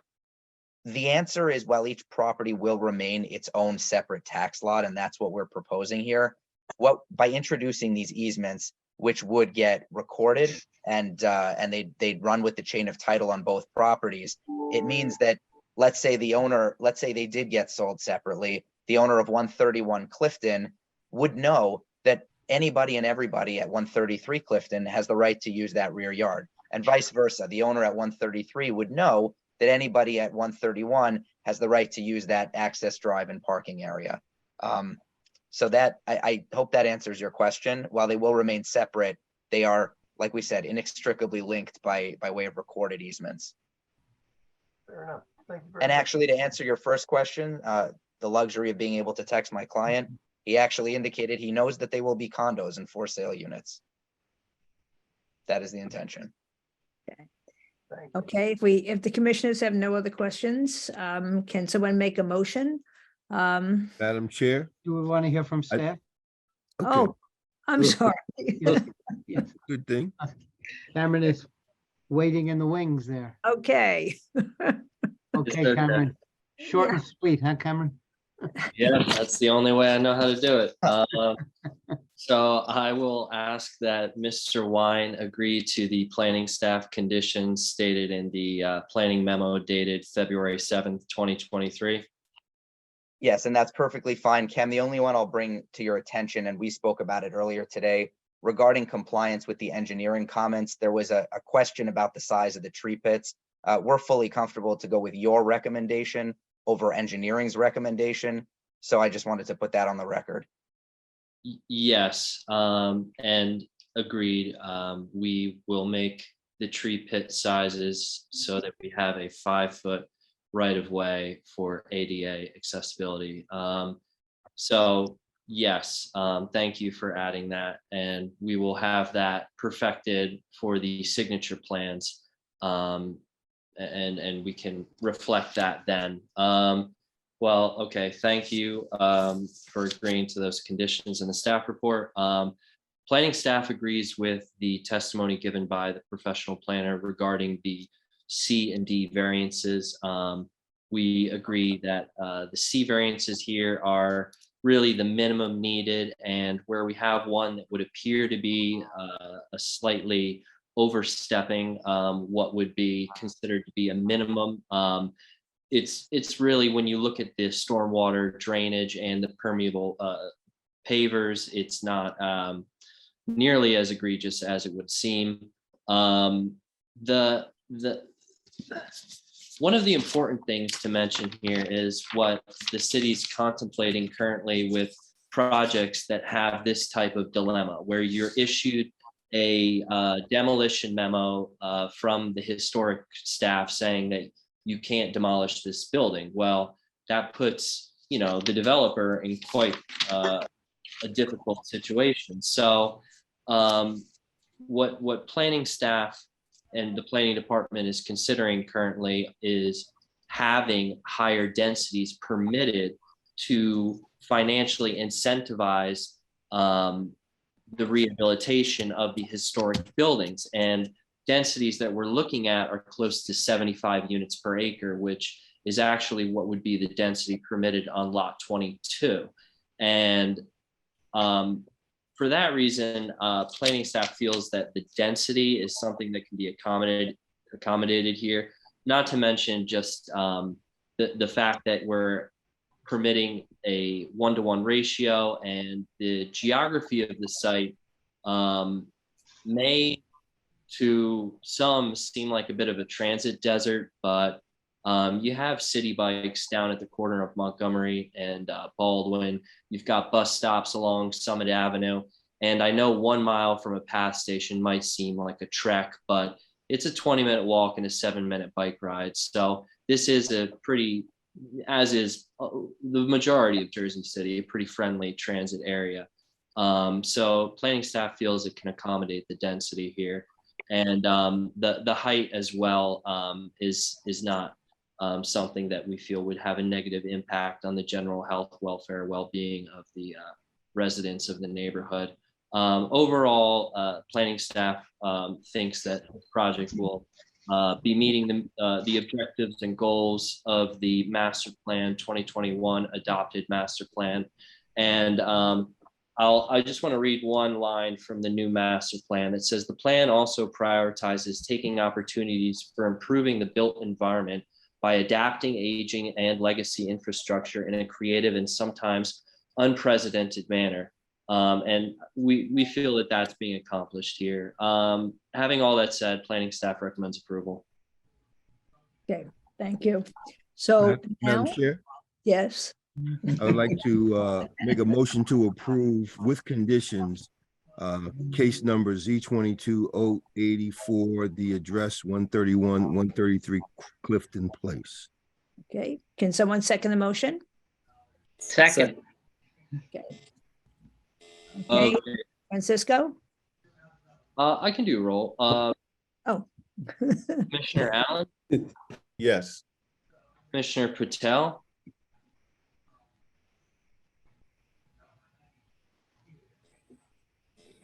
Commissioner Patel, Professor, on mute. Yes. There you go. There you go. Commissioner Shadid, Yes. Commissioner Green, Yes. Commissioner Veronica Park, Yes. Commissioner Donnelly. Yes, and this is a really, I love this project, and it's a nice part of Mukti's legacy. So yes, enthusiastically. Okay, and Chair, Madame Catherine Coyle. Yes. Did I do that right? Yes, you did. Very formal. Motion carries, all in favor. Thank you very much, everybody. Appreciate it. And Thank you. Yes. take care. Have a good night. Okay, Should Madam, Commissioner, should we give Iris a break? yeah, I think so. We're getting, before we start the next application, that might be a good idea. Okay. yes, I also, you. before we start the next application, it seemed like we have a lot on the table, and I would like to recommend not taking anything after 10 o'clock, not starting any application, and also close by 11 if we finished or not. All right. I'm Vinny, I have a question. Yes, Do we have to have all of their witnesses present to us? We have to have all their experts? we don't need it, but it's up to the applicant if he wants to put it Oh, on the okay. record. You know, a lot of this, well, we'll say that later on. No, okay, yeah. All right, so we'll Fine, take a so- little break here. How? Well, it's 8:17. It is 8:30 sound, all right? That's 13 Perfect. minutes. Is that good? Make it- Iris, is that good for you? Yes, it is. Thank Right, you. Iris? It is. Okay. Thank you very much. Okay. Okay, 8:30.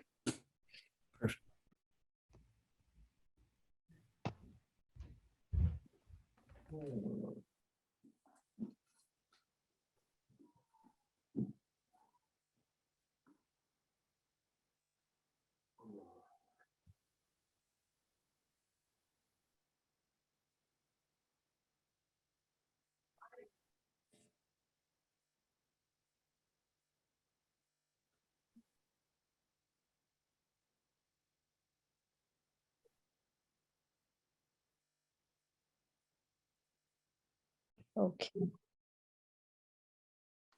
Okay, so welcome back. And we will now begin with case Z 22-028, 32 Glenwood Avenue. Can we please promote the attorney? I believe it's Elnardo Webster or? Yes, Elnardo Webster.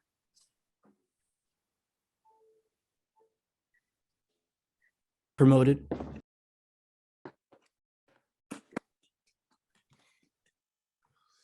Good evening. Good evening. Good evening. You know, before we start, why don't we just get right into it and put on the record that we have Mr. Webster's notice for this application, his affidavit, his proof of service, his notice of publication. So Iris, where did you go? Oh, there you are. We'll mark this as A1 for this application. Yes, A1 is received and marked. Great. Okay, maybe before we begin, we need to let everyone in the public know that we'll not be starting any new hearings or cases after 10 o'clock. If this goes past the time limit or ends somewhere close to 10 o'clock, that we will not be hearing the next case. Okay. No. Mr. Webster, could you tell me who's on your team so I could promote them immediately? For me tonight, I'm going to have Ed Coling as my planner, and I'm going to have James Vergona as my architect. Okay. Thank you. Thank you. Okay, you can begin. Thank you. Good evening, members of the board. My name. I'm an attorney at the law firm of Inglesino Webster. We represent the applicant this evening, Franklin Development Group, the developer of the proposed project at 32 Glenwood Avenue. It's designated as block 13303, lot 24 on the tax map of the city of Jersey City. The property is located within the city's R3 multifamily zone, mid-rise district, which permits multi-unit residential up to 8 stories. The subject site is located on Glenwood Avenue between Bergen Avenue and Kennedy Boulevard. The applicant has applied to the board for preliminary and final major site plan approval, along with variance relief to construct the 5-story residential condominium building containing 14 for-sale 2-bedroom units. The applicant is seeking variance relief pursuant to NJSA 40:55D70C1 and C2 to allow insufficient lot width, side yard setback, insufficient aisle width, excessive building coverage, insufficient parking, as well as relief pursuant to NJSA 40:55D70D5 to allow density that exceeds what's permitted. You will see through the testimony this evening that the building is one of the lower density projects on Glenwood Avenue, and that most of the adjoining buildings within the neighborhood are both larger and have greater density. We've had a number of community meetings with the neighborhood, and we think we made a lot of progress, and we think we've got a lot of buy-in. We've had substantial interaction with Matt Ward and the planning department, and we've also had a very good relationship with Councilwoman Prince Ari as we held our community meetings. We just met with the community just this past weekend to show them the final version, and we think we had a lot of buy-in. We are in receipt of the JCMUA memo dated December 23rd, 2022, and the staff report dated February 7th, 2023. We reviewed those reports and we agreed to comply with the comments that are received. Tonight with me, I have James Vergona, AIA Vergona Architects, and he's my first witness. If I could have him sworn. Mr. Vergona? Thank you. Please, do you swear that you will tell the truth, the whole truth, and nothing but the truth this evening? So help you God. You are still on mute.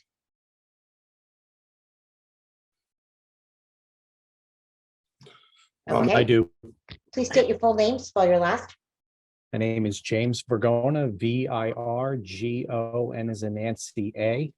I'm employed at the firm Vergona and Vergona Architects. Thank you. Witness is sworn. Thank you. Madam Chairwoman, I know Mr. Vergona is regular here. I'm going to ask him just to indicate whether his license is in good standing, so that I would hope that you would accept his qualifications as an expert in architecture. I have previously been qualified by this board. I have a Bachelor of Architecture degree from Carnegie Mellon, dated 1990. I've been an architect in good standing in the state of New Jersey for 29 and a half years and employed at Vergona since 1990 for 33 years. I've testified at more than 28 boards in New Jersey and designed many multifamily projects similar to this one. We've accepted his qualifications in the past, yes, and his license is current. Thank you. Thank We you. accept. Thank you. Mr. Vergona, would you share your screen and show the board the beautiful building you've designed?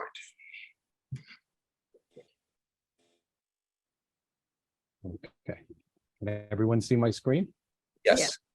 Wonderful. Okay.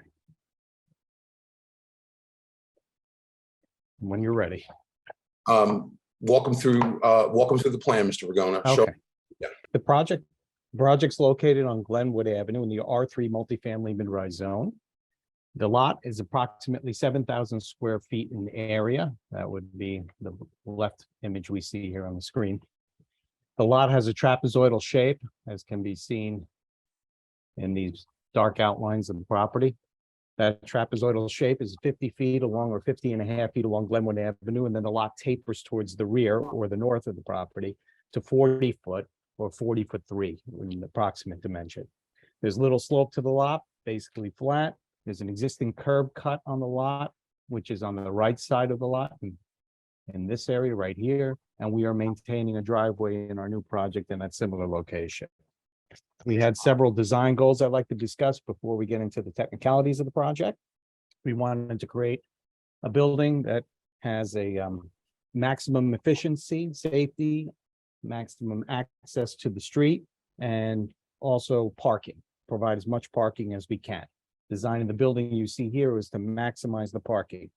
In addition, we wanted the design of the exterior of the building to be scaled consistent with the neighborhood.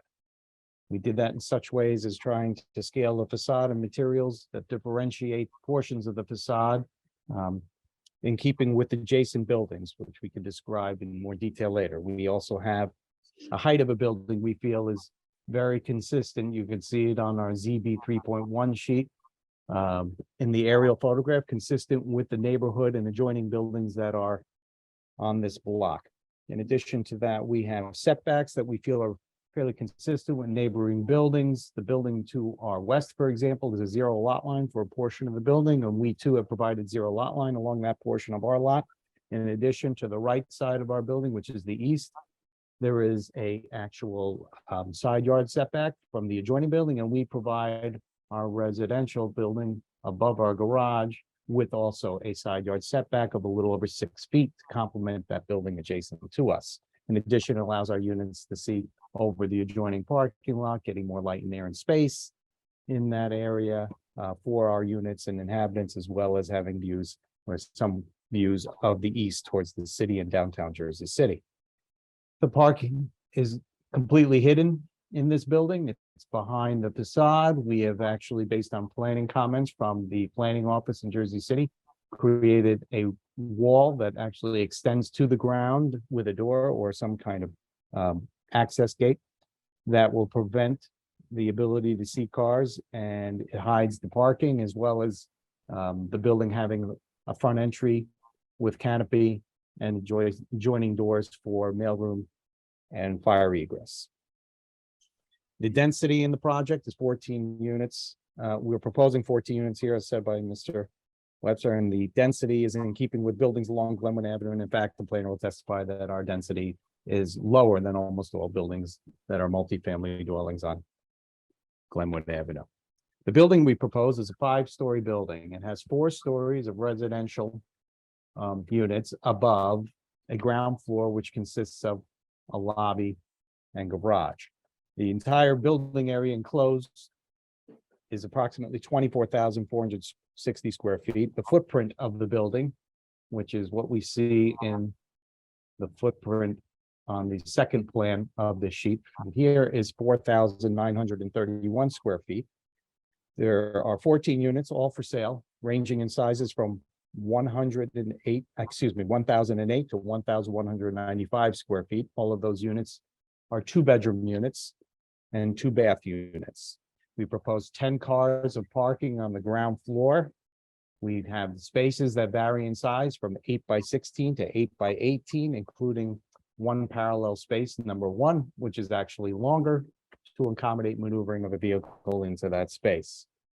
The lobby has a mail room attached to it, which is also accessible from the sidewalk for package deliveries, excuse me. We have 2 fire stairs, one accesses through the lobby and the second directly to the exterior to comply with the building code, and 1 elevator is provided in this building to make the building conform to handicapped accessibility or adaptability and ANSI standards. Trash on the ground floor is actually in the back of the building hidden by the ground floor, and the trash is in an enclosed room, thereby hiding all of that from neighbors. The trash would be wheeled out to the street for pickup at the curb from that location. The utilities in this building are located in a partial basement, which is the smaller plan up on the top of the sheet. Those utilities are accommodated in roughly three designated areas with an egress stair provided to that level, the basement level, which we call the cellar. And the elevator is just a pit at that location. It is not actually servicing the basement, nor does it have to for the purpose of building codes. In the units above, we can see that we've distributed the units from front to back with a unique configuration in which units A, B, and D are actually flats or one floor, the units that are on one floor, 2-bedroom, 2-bath units. Unit C, which is the unit to the middle of the building, that unit is actually a unit that is a duplex. So its entrances are on floors 2 and 4, and its second floor is on floors 3 and 5. The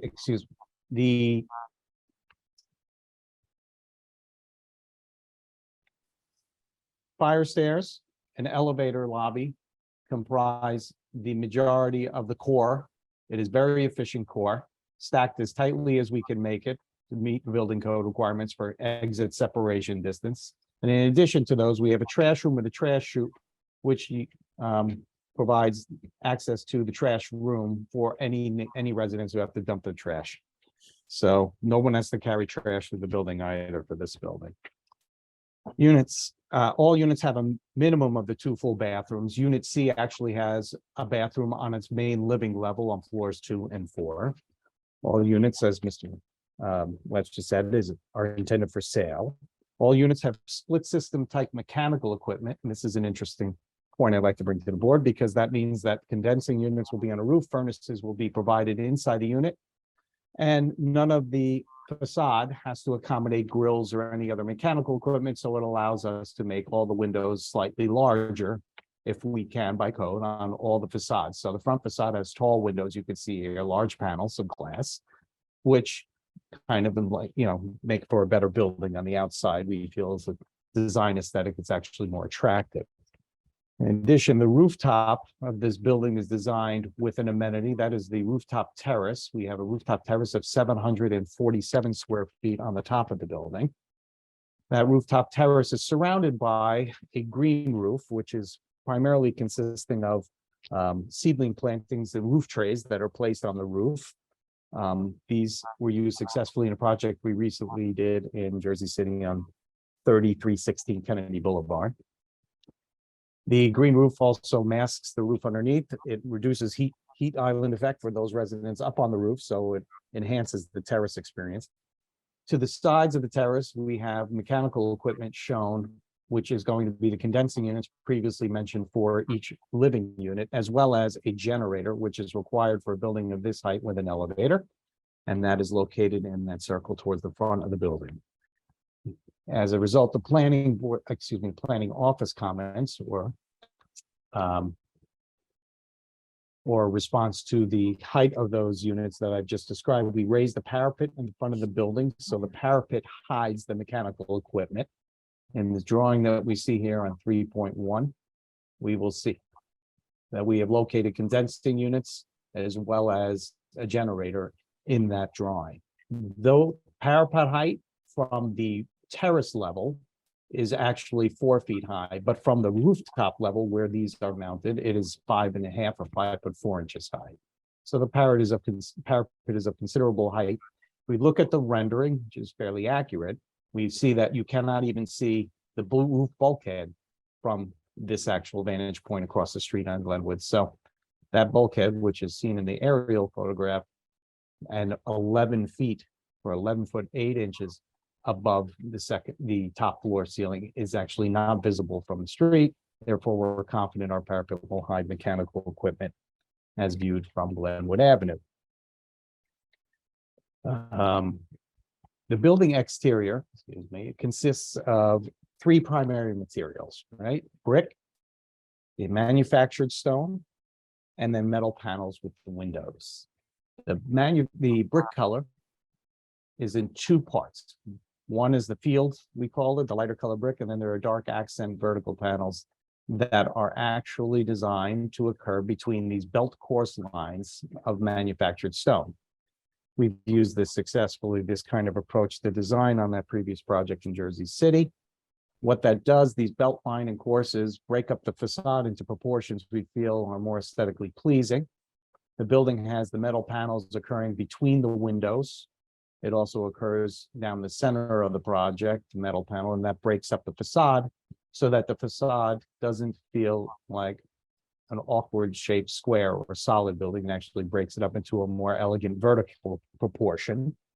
The vertical proportion, as we could see on the aerial photograph, relates very much to the multifamily dwellings to the west, and that is something we're trying to do, pick up on some of those vertical lines that are occurring.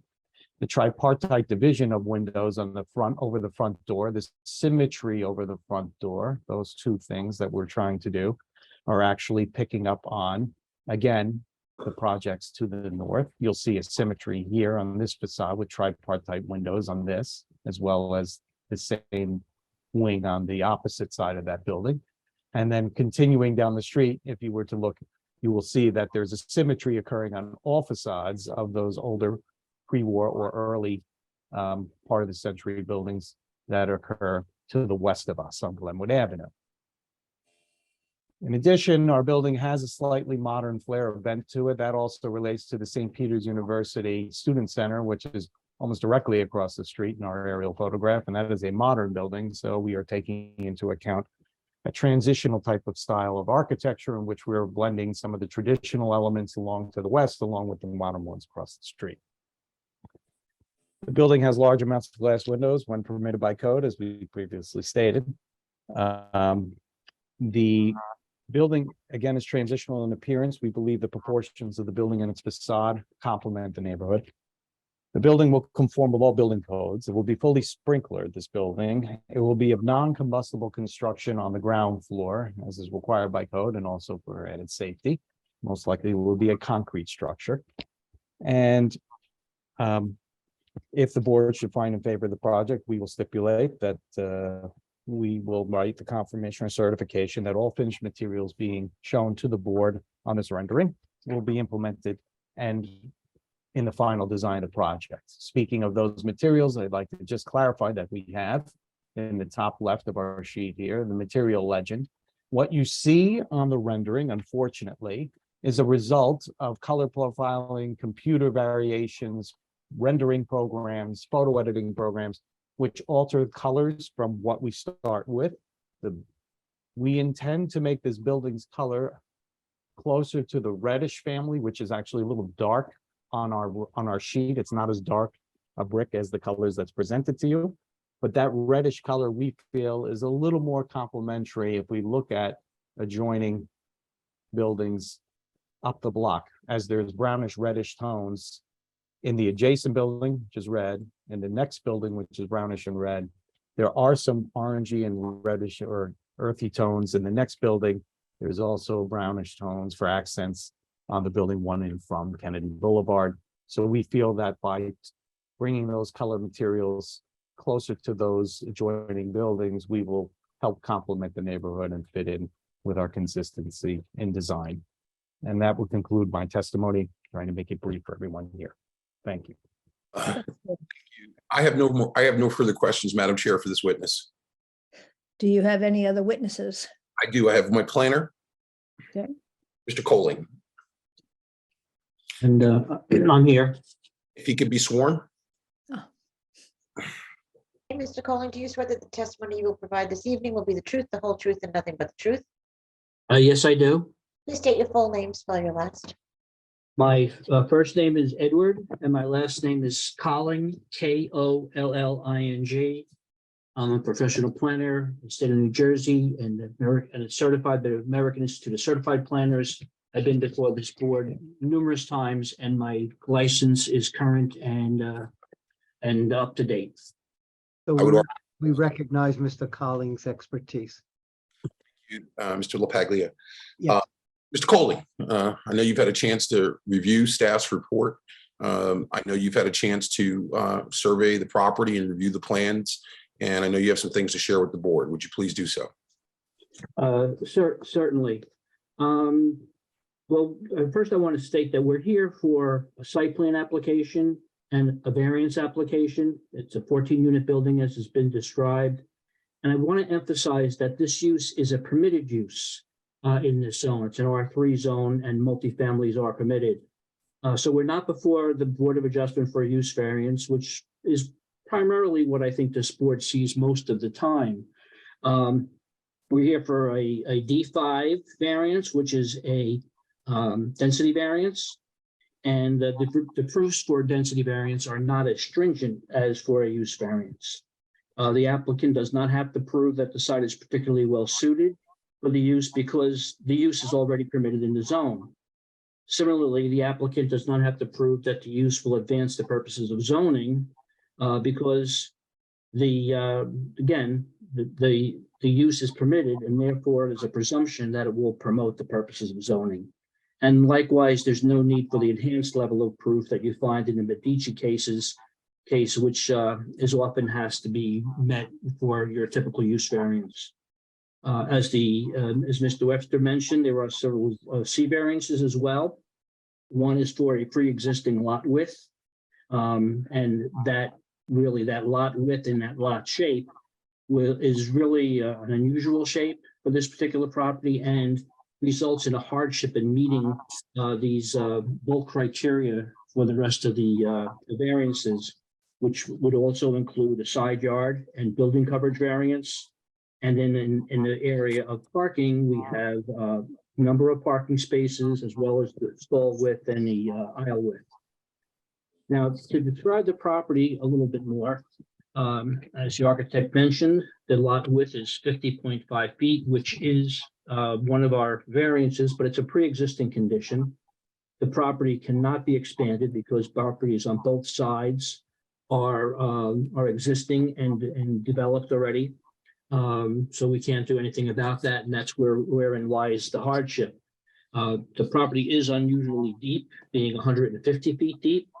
And I guess what is actually more unusual here is that the side lot lines taper in. So the rear property line is about 39 feet, maybe just a hair under that.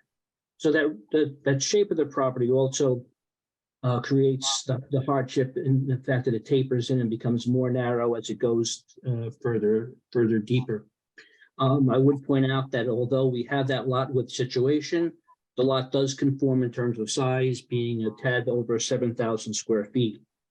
I think it's important also to reiterate the surrounding area, the block frontage, because this block is primarily multifamily residential, just as we are proposing, so it fits well into the character of the area. And in fact, these buildings generally have a much higher density than is being proposed by the applicant. Although we are asking for a density variance, our building is actually lower than most of these. For instance, the building at the far western end of the block along Kennedy Boulevard has a density of about 144 units an acre. The building at the eastern end of the block, Bergen Avenue, although it's in the NC zone, has a density of 250 units an acre. And the mid-rise buildings along the block frontage generally range from 88 units per acre up to 207 units an acre. This proposed building is at 87 units per acre, which is really lower than all the buildings I've just described. There is one smaller building that is more similar to a garden apartment, which is to our east side. And there was a handful, maybe 3, 4 single-family homes that are towards the far western end of the block, eastern end of the block, I'm sorry. But even if you average out, include those into the density calculation, I came up with a average density of about 114 units per acre, which again is greater than what we're even what we're requesting. I think Mac's planning report included a chart in there, which kind of corresponds to what I've just testified to. So I think that you could take a look at that if you wanted to refresh your memory there. Now to go into the proofs, the project proposes a total of 14 units at a density of 88 dwelling units per acre. 10 units are at a density of 65 units per acre is permitted. So that's why we're here for the variance. Again, the block is developed with a variety of mid-rise apartment buildings with a few 1 and 2 family homes. And the densities, as I mentioned, range from like 88 to 207 dwelling units per acre. The average is 114, even including the lower, smaller buildings that I mentioned. And with an average, with our density being 87 units per acre, I think that demonstrates that we are consistent with the character of the area. And in fact, a lesser density than you'd find in most of the buildings. In fact, almost all of them. I think that this demonstrates that the property can accommodate the added density without negatively affecting the character of the area or neighborhood. And in fact, the proposed density and use are consistent with the character of the neighborhood, and in fact, consistent with the intent and purpose of the R3 zone. The intent of the R3 zone really is to promote multifamily housing in areas such as this. Another factor or other factors that support the added density is the proximity to public transportation. Bergen Avenue has 3 bus lines, the number 80, number 87, and the Bergen Avenue bus. There's also public transportation on Kennedy Boulevard. There's also proximity to convenient commercial goods and services at McGinley Square along Bergen Avenue. And Journal Square is about only a 10-minute walk away in terms of providing other shopping opportunities. So those types of services are really pretty much consistent with encouraging higher density housing. And again, that demonstrates that the property can support the added density without any negative impact. Now to look at some of the C variances, again, we'll go back to the lot width, which is the first one. It's a pre-existing condition. It can't be changed. The lots on either side of us are developed. And that even though the lot is narrower than permitted or required, the lot area is sufficient to meet the minimum lot size. Actually, it's 7,000 square feet where 6,000 is permitted. So I think that we meet the intent of the zone plan in that regard, and no substantial detriment would result from granting that variance, especially since it already exists. In terms of the side yard, the requirement for the residential floors, which are floors 2 through 5, is to have 5-foot setbacks on either side. Now, what we have is a 0-foot setback on the west side property line, but the building on that side has a blank wall that's nearer to the front property line, which will adjoin our side property line as well.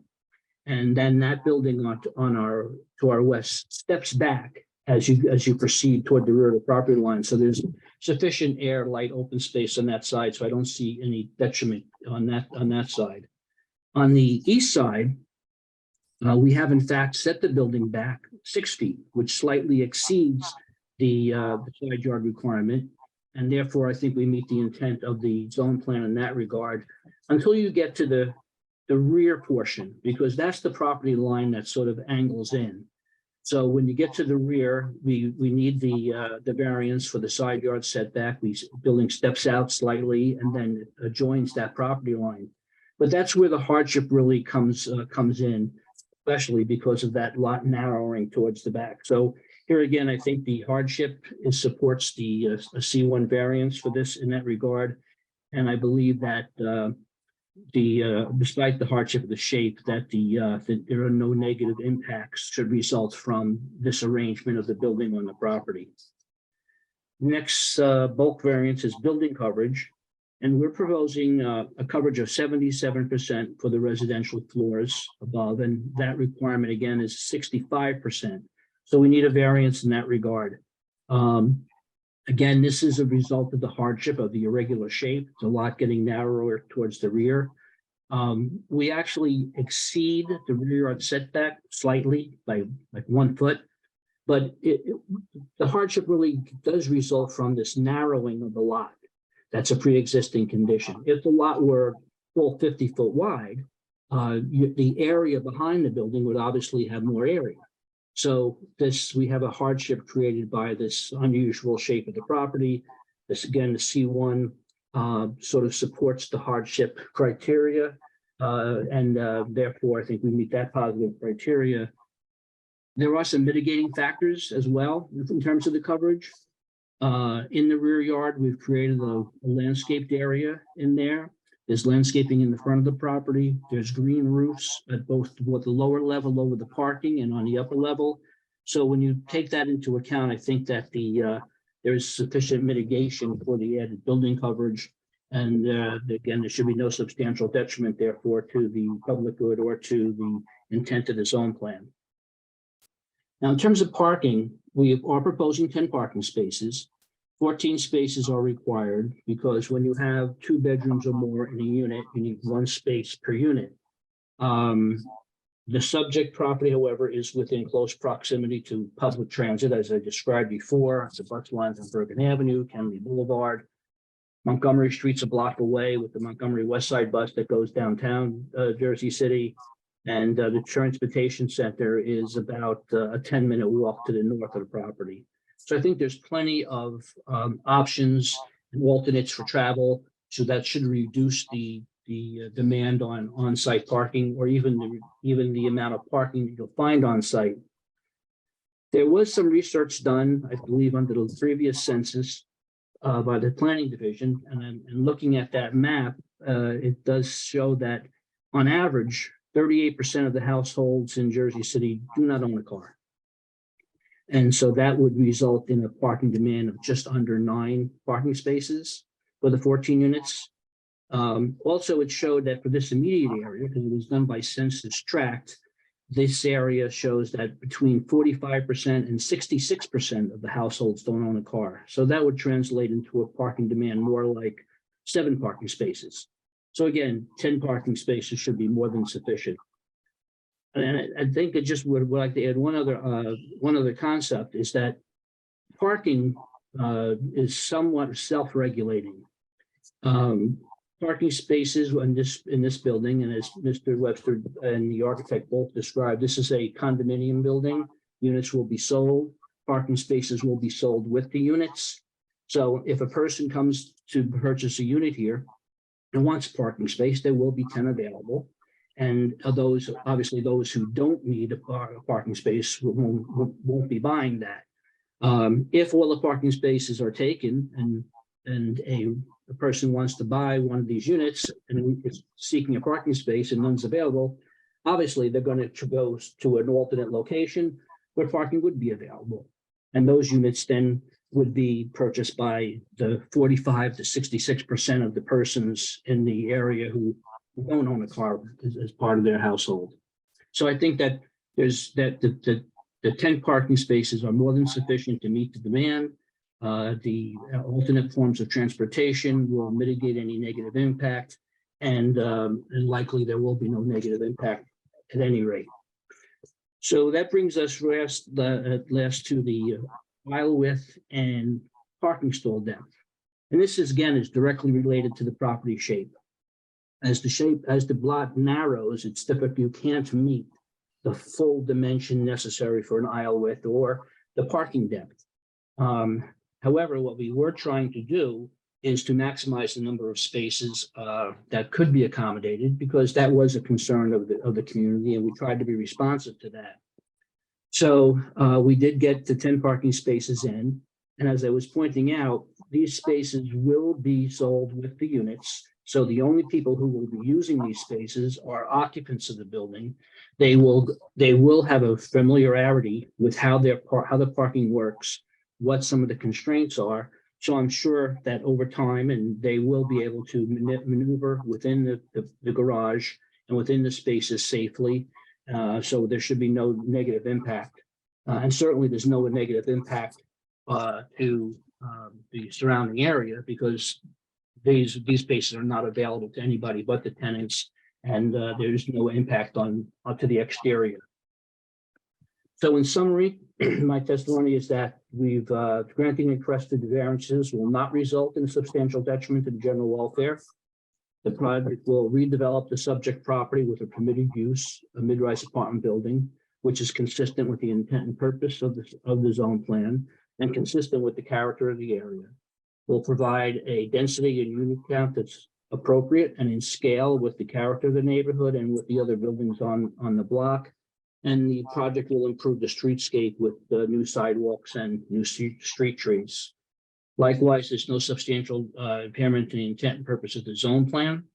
In fact, this project is really the type of development that is promoted by the intent and purpose of the zone plan.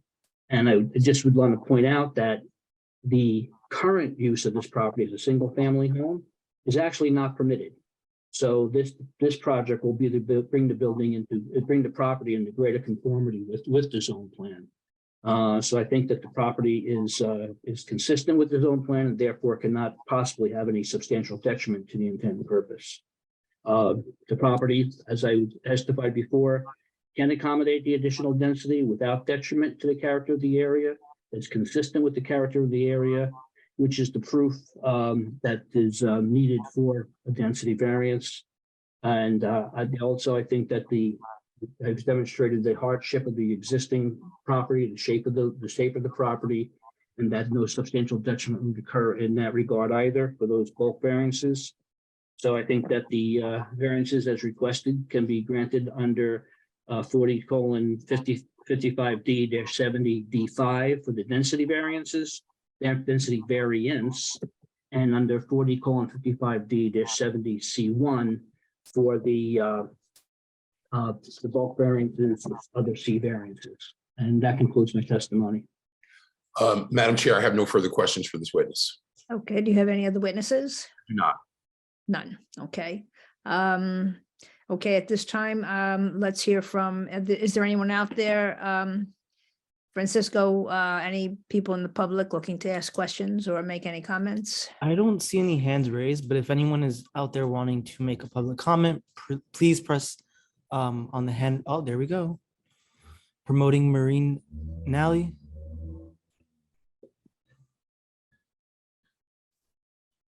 And if anyone else has any questions or comments, please raise your hand at this time.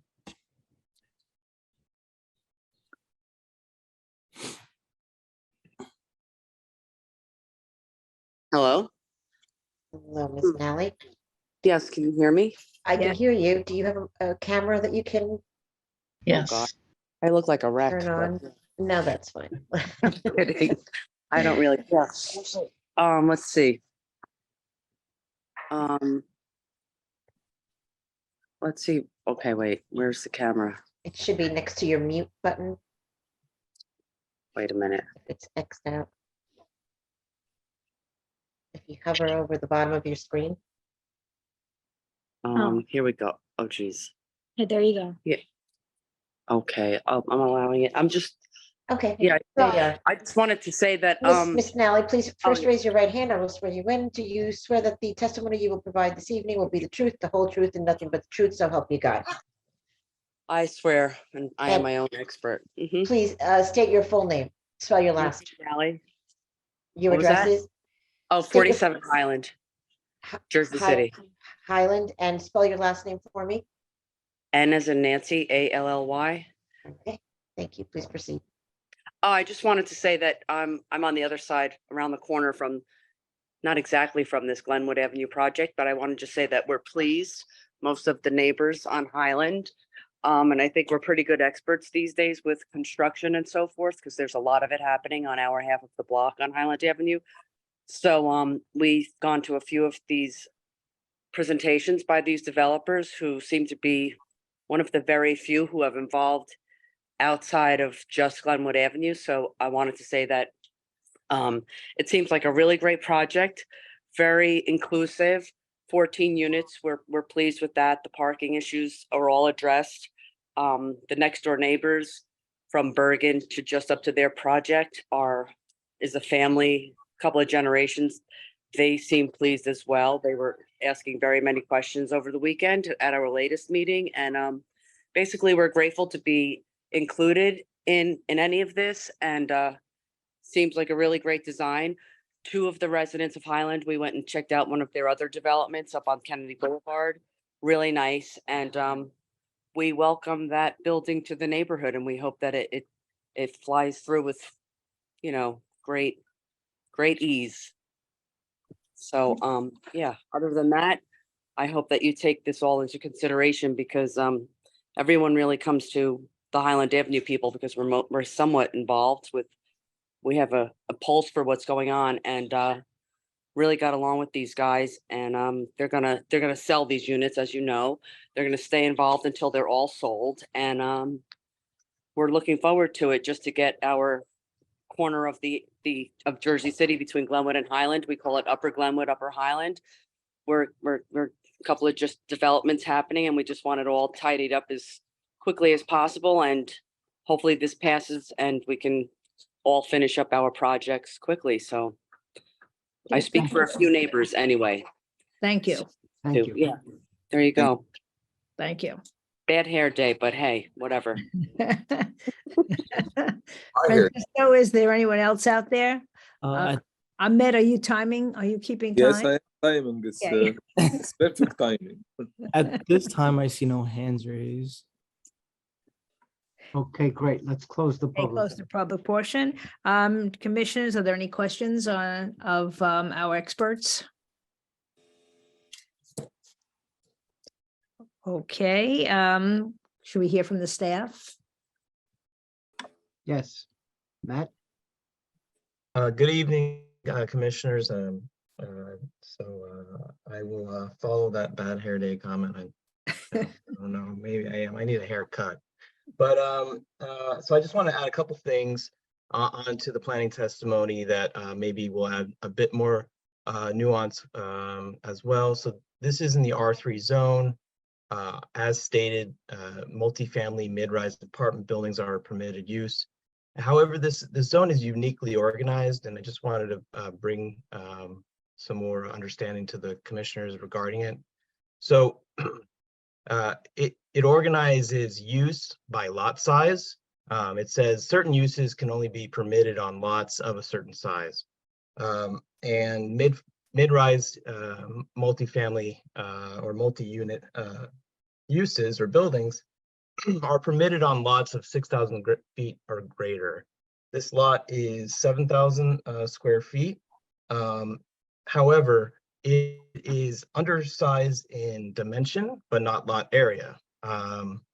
And it's also goes on to organize lot width by use.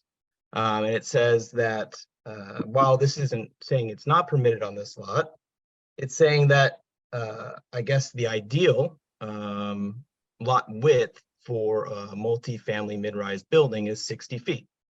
While we have 50 feet at the front and we have 39 feet at the rear lot line. So the bulk standards are really designed for that 60 by 100, where we have an extra deep lot here. So there is some added tension there with the side lot lines, and they are asking for those variances.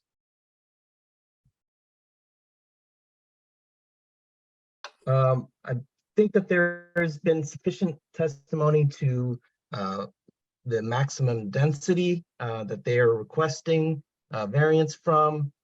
They have spoken to the average density in that area, and we had provided in our memo some of the other properties that are also multifamily or multi-unit buildings on that block and the densities of those properties.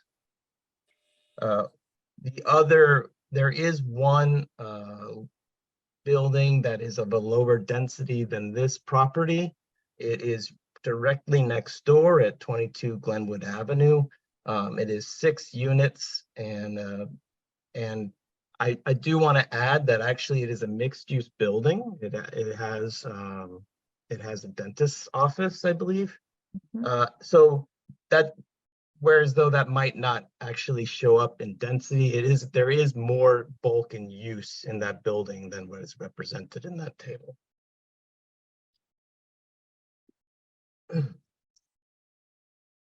I think that the testimony for the other variances stands. I would say that if there are any further questions for me, I would be happy to answer them. They have put on the record that they will agree to comply with the staff recommended conditions should the board make a motion to approve this application. That is the remainder of my testimony. Thank you. Thank you, Matt. Do the commissioners have any questions? If not, can I have someone make a motion? Madam Chair, I would like to make a motion to approve with conditions case Z 22028, 32 Glenwood Avenue. Can I have a second? Okay. And where Cameron took the chance to do a roll call, Francisco, could you please do it for me? I would appreciate it. Okay. Okay. Commissioner Green. Here. Yes. Commissioner Park. Yes. Commissioner Patel. Yes. Commissioner Donnelly. Commissioner Donnelly. Oh, sorry. Yes. I hate to even mention this now, but during his testimony, the architect, and I know it's too late to add on conditions, but maybe this is just a footnote. The architect mentioned that the rendering, the colors weren't really that accurate. So I am just going to softly suggest that the developer continue to work with staff to kind of finalize the colors. And I do agree that kind of red fits much better.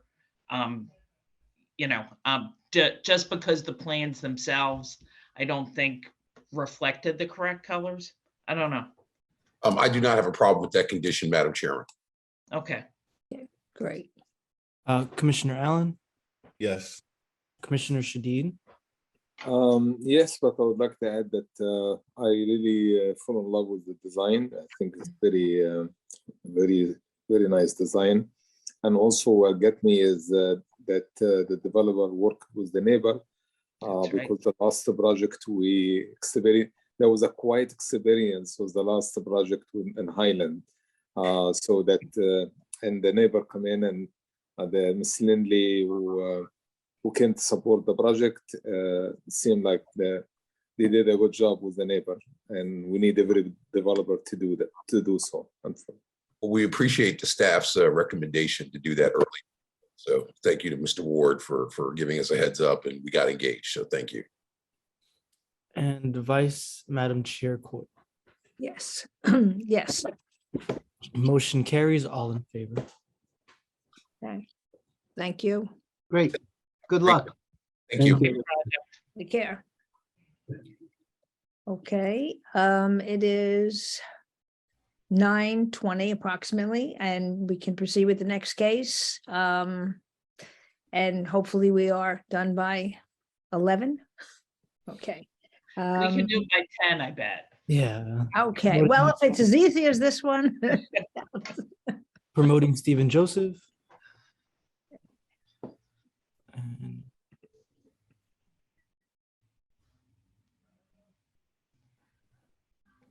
all right. You guys should know by now we try to be as brief as we possibly can on these things.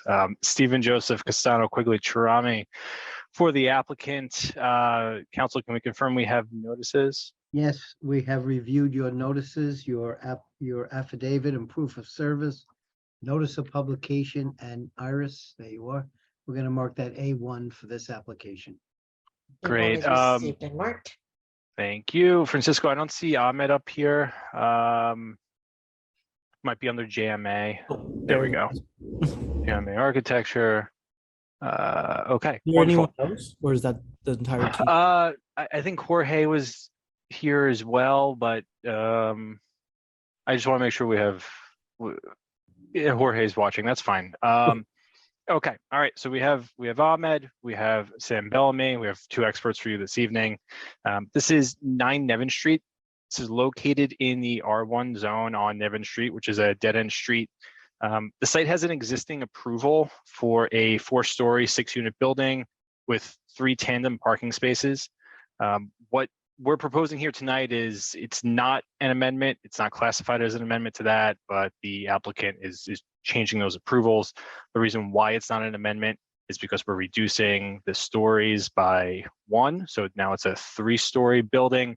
That's a 25% change in height, which is above the 20% threshold. So it's classified as a new application, even though we're reducing the bulk of the building.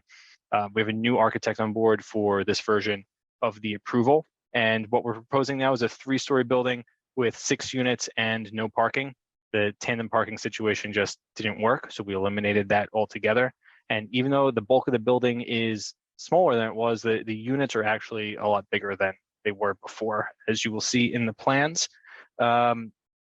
We need a D1 variance for use, like we did the last time we were here, and several C variances: front yard setback, side yard setback, building coverage. We no longer have the height variance, and we no longer have a lot coverage variance that we had before.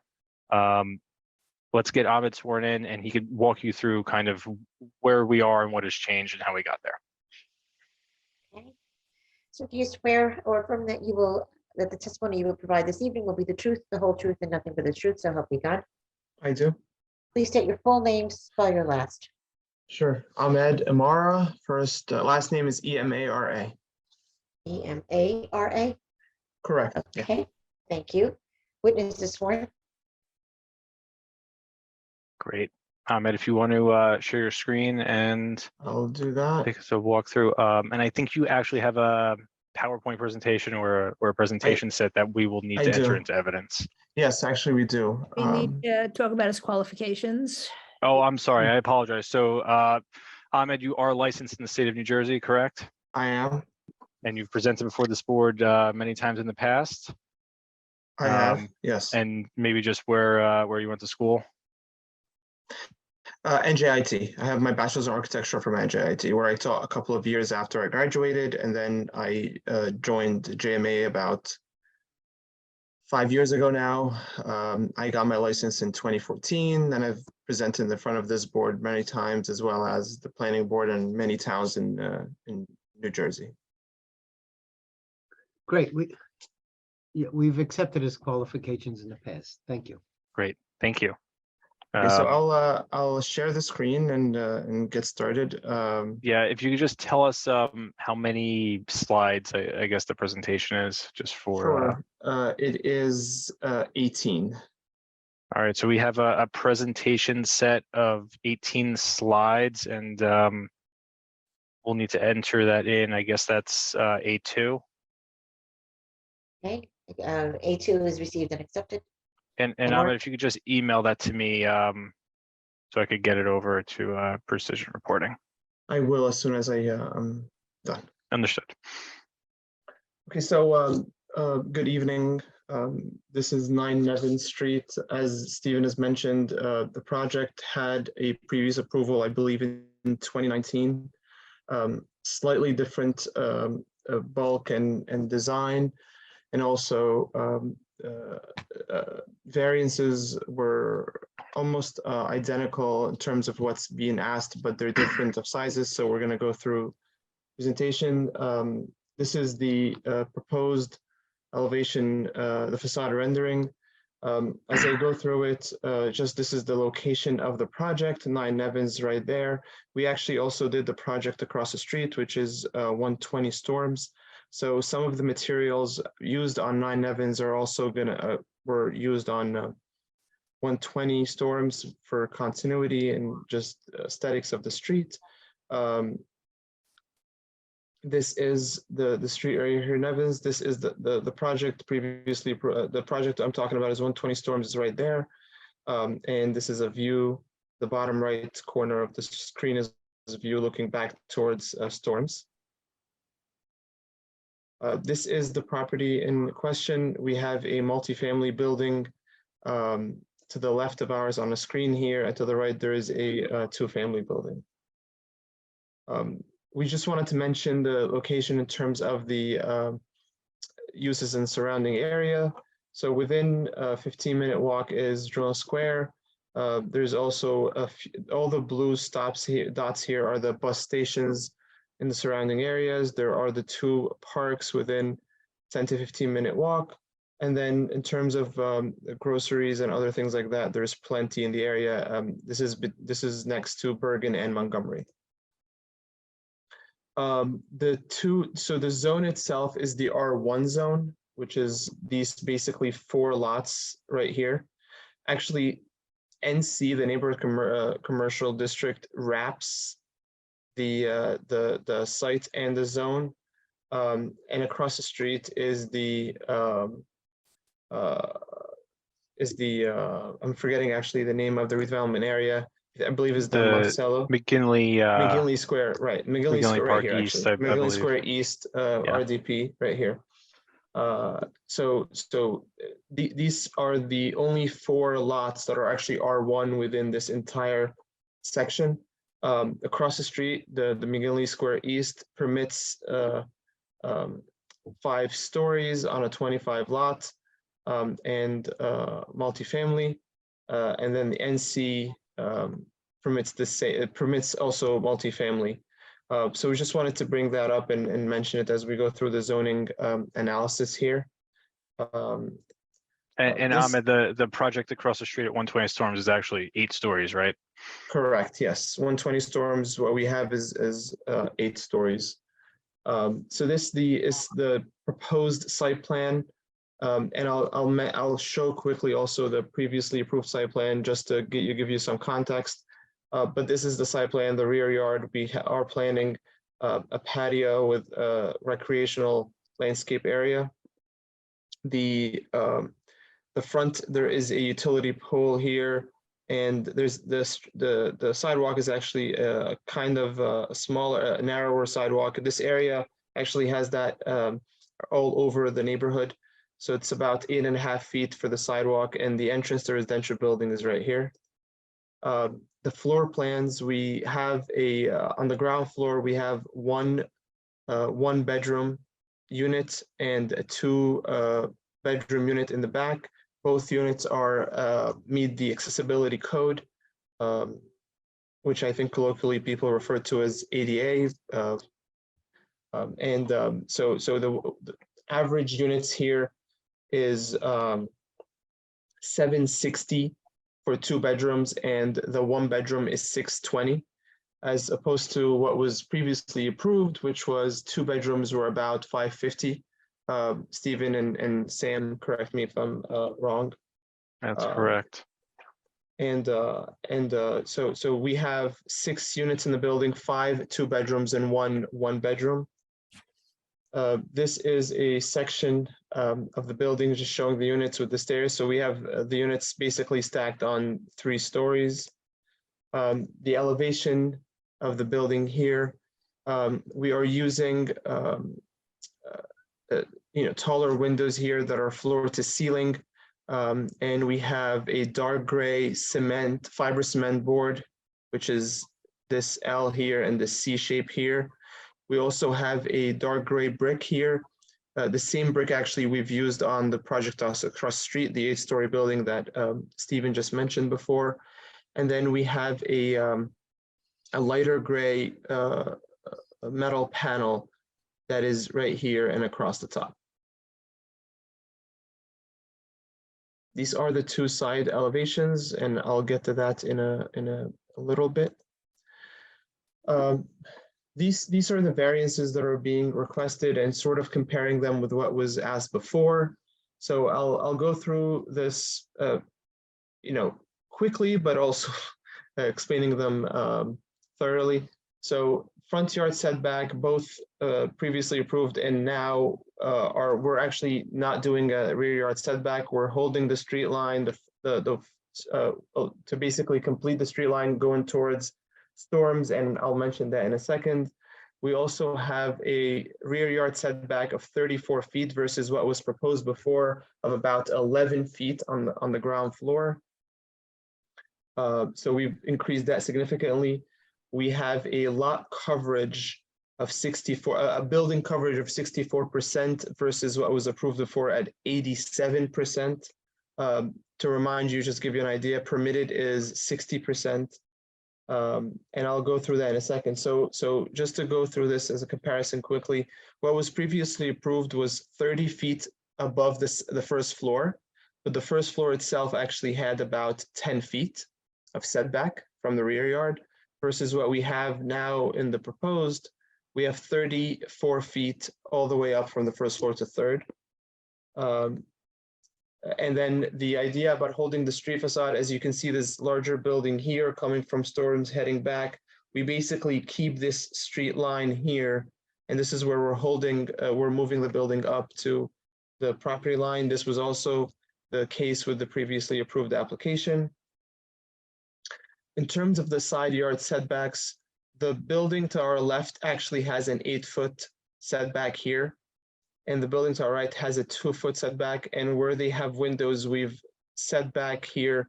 So we have this window well here of 3'6", I believe, or 3'3". So it's a total of over 5 feet between the two buildings in this area. In terms of coverages, the proposed building coverage, the proposed on the right, on the left side is the previously approved. So previously approved building coverage was 87% versus what we have now is 64%. Previously approved lot coverage was 89% versus what we have now at 72%. So this is a significantly, smaller building, less impact, and while, we keep actually the same number of units, but the units are larger, which was a comment I believe the board had made with the previous project, that, at 550, the 2 bedrooms were very small. We've increased their size to 760 and managed to make the building a little bit smaller impact on site. And again, this is the designed building here, the proposed building. And I think this concludes it for me. I tried to keep it simple because I know we have a limit, time. Great, thank you, Ahmed. Let's roll right into Sam. So Sam, let's get you sworn in and qualified. Hey, Mr. Bellamy, do you swear that the testimony you will provide this evening will be the truth, the whole truth, and nothing but the truth? So help you God. Can't hear you, May- Sam. You may be muted.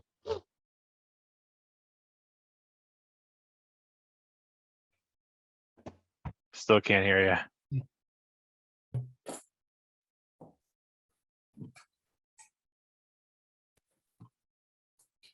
Any better? That's better. Okay, sorry about that. We Yes, I accept- do. We accept his qualifications. Thank you. Wonderful. Thank you. All right, Sam, let's roll right into it.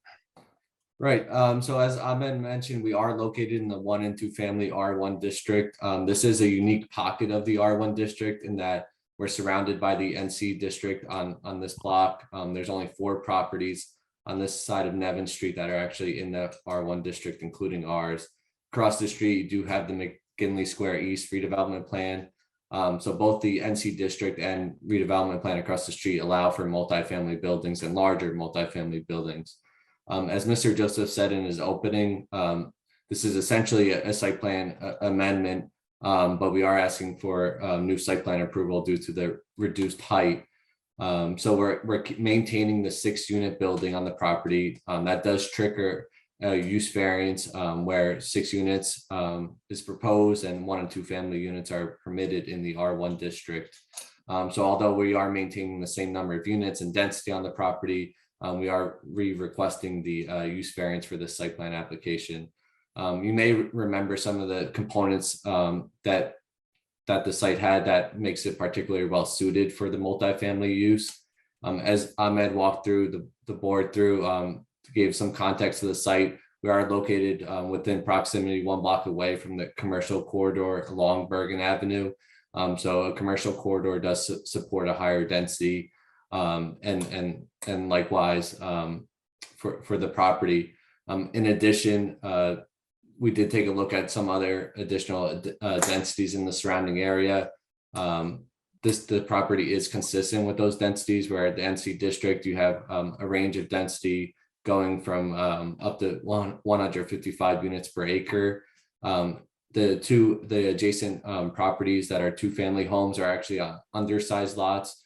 So although at 2 units, those densities are at 85 units per acre. So what we're proposing, 6 units on the slightly larger lot than the 2,500 square foot minimum requirement, calculates a density of 99 units per acre, which again is consistent with both the block and across the street, the density is permitted by the McKinley Square East redevelopment plan. So overall, I do think that the site is particularly well suited for the density that we are requesting. There are several bulk variances that we are requesting with this application. As Ahmed said, we are proposing a 0-foot front yard setback. The predominant front yard setback in this case, the permitted 2-family homes to the east on this block is 11.5 feet. We're matching the adjacent multifamily building that's on the corner. It actually has the largest frontage on the block. As you go further down the block to the dead end portion, there's also a garage at a 0-foot setback. So we think maintaining the 0-foot setback really strengthens the streetscape here. In addition, the 2-family homes also have stoops, porches, and steps that extend to the property line. So I don't find there to be a substantial detriment with what we're proposing.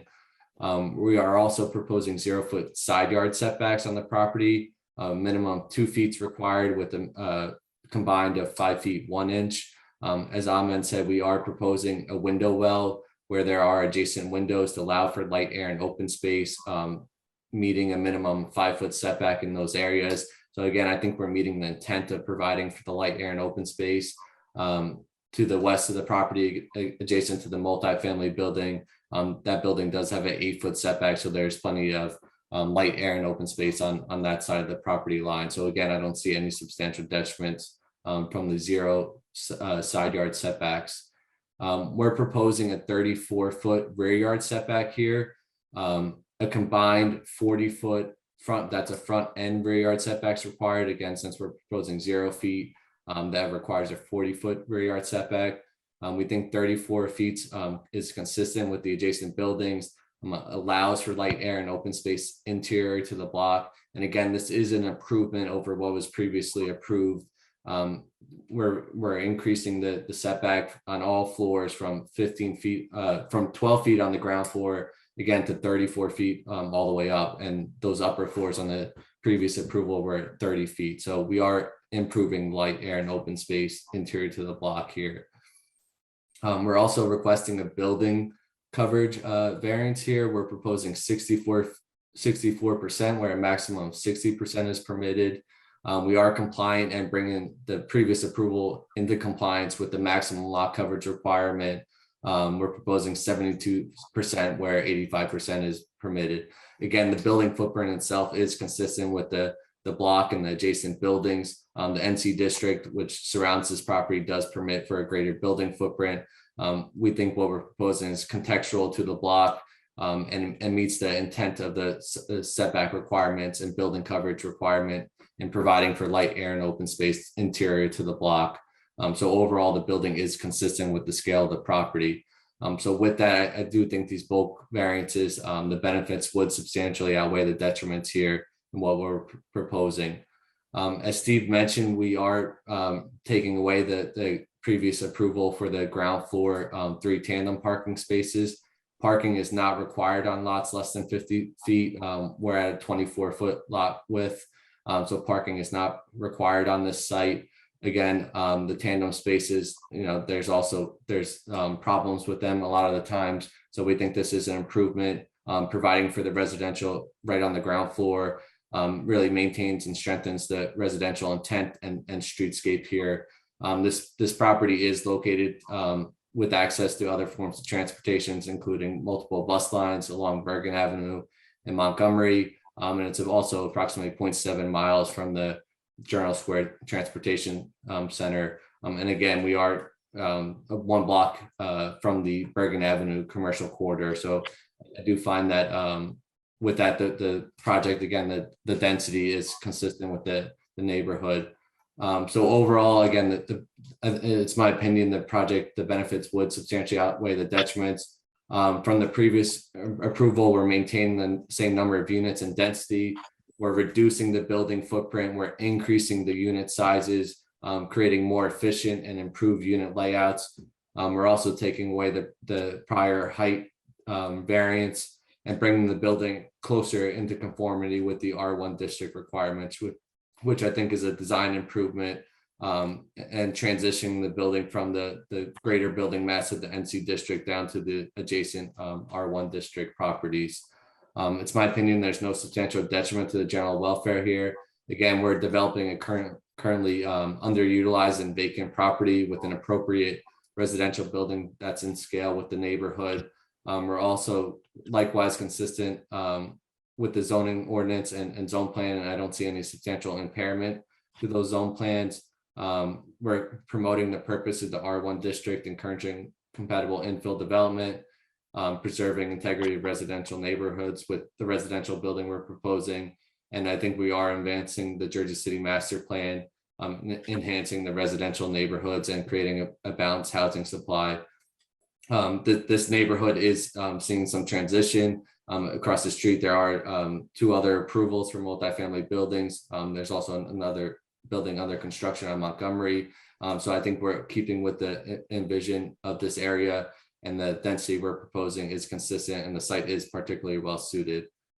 With that, I think the project meets both the positive and negative criteria. That concludes my testimony, but I'd be happy to answer any questions.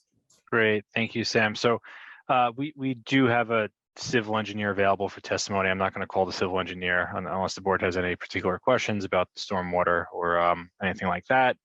The only other thing I wanted to add before closing is that we did speak with Michael Griffin of Hudson Communities United, who we met with the last go around on this project, who we met with on the project across the street.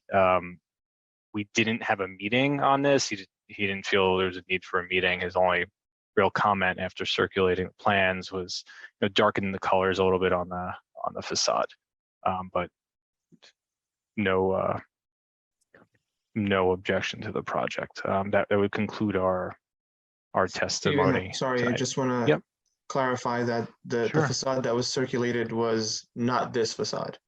Correct. It was the previously more light colors Correct. facade. Yes. This is Yes, already correct. darkened, just This so we is can darkened. clarify. Correct. Yeah. But that does conclude our direct testimony this evening. Happy to answer questions. Okay, Francisco, is there anyone out there, any people out there, any speakers? At this time, I do not see any hands raised. However, I do see attendees. So if you do want to comment on this application, please press the raise hand button. But at this time, I still see no hands raised. Okay, do we have any comments from the commissioners? I have one comment. I was going to say the same thing about the colors on the facade. And you're saying that they're darker, but the rest of the neighborhood looks like it has more reddish, brownish bricks coloring. The facades are of that color. Yours seems to be more gray. So I was just wondering about that color. Yeah, great question. I could probably speak a little bit about this. So most of this block has approvals for new buildings to go up. So 120 Storms, which is the entire corner over there of Storms and Nevin, 8-story building, that has an approval for new construction. 16 to 20 Nevin, which is across the street and over a little bit, also has an approval for new construction over there. So we took into account the colors and materials being used on the new approvals on the block that are in progress, Okay, as well as the adjacent building. okay. Francisco, do you have any commissioners, any other commissioners have any questions or comments? Okay, Francisco, are you the staff on this project? Yes, so I think the testimony from the applicant's planner pretty much covered it all. The only thing I would like to add is that staff believes the new building proposal is overall better in terms of for the residents surrounding this lot and the impact it would have in the overall neighborhood compared to what was previously approved. They increased the rear yard. Actually, sorry, they decreased the rear yard, increasing the rear yard coverage, decreasing the building coverage, and also respect the intent of the R1 for lot coverage. Staff recommends approval with conditions outlined in the staff report. And for the record, the applicant accepts the conditions in the staff report. Okay. Madam Chair, No other comments? Can I have someone make a motion? Madam Chair, I'd like to make a motion to approve the case Z22-031, 9 Nevin Street. Thank you. Second. Okay. Commissioner Green, Yes. Commissioner Park, Yes. Commissioner Patel, Yes. Commissioner Donnelly, Yes. Commissioner Allen, Yes. Commissioner Shadid, Yes. and Vice Madam Chair Coyle. Yes. Motion carries, all in favor. Thank you, guys. See that? Almost 15 minutes early. Yes. Well Thank you done. all. Good luck. Thank you. Take care. Okay, do we have any resolutions, Vin, that we have to memorialize at this time? Yes, there's only one. Okay, And that is case Z22-099. That was heard on January 12th. And the applicant was Bernadette Pino. It was for 3 one-year extension approvals. Present that evening were Chairman Jacobs, Commissioners Coyle, Shadid, Arroyo, Green, Park, and Allen. And that passed all in favor. So all in favor of memorializing that? aye. Aye. And so that concludes it.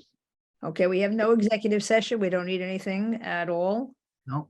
Okay, so can someone make a motion to adjourn? So move. Second? Second. Okay. Okay, great. Okay. Well, thank you very much. Have a good night.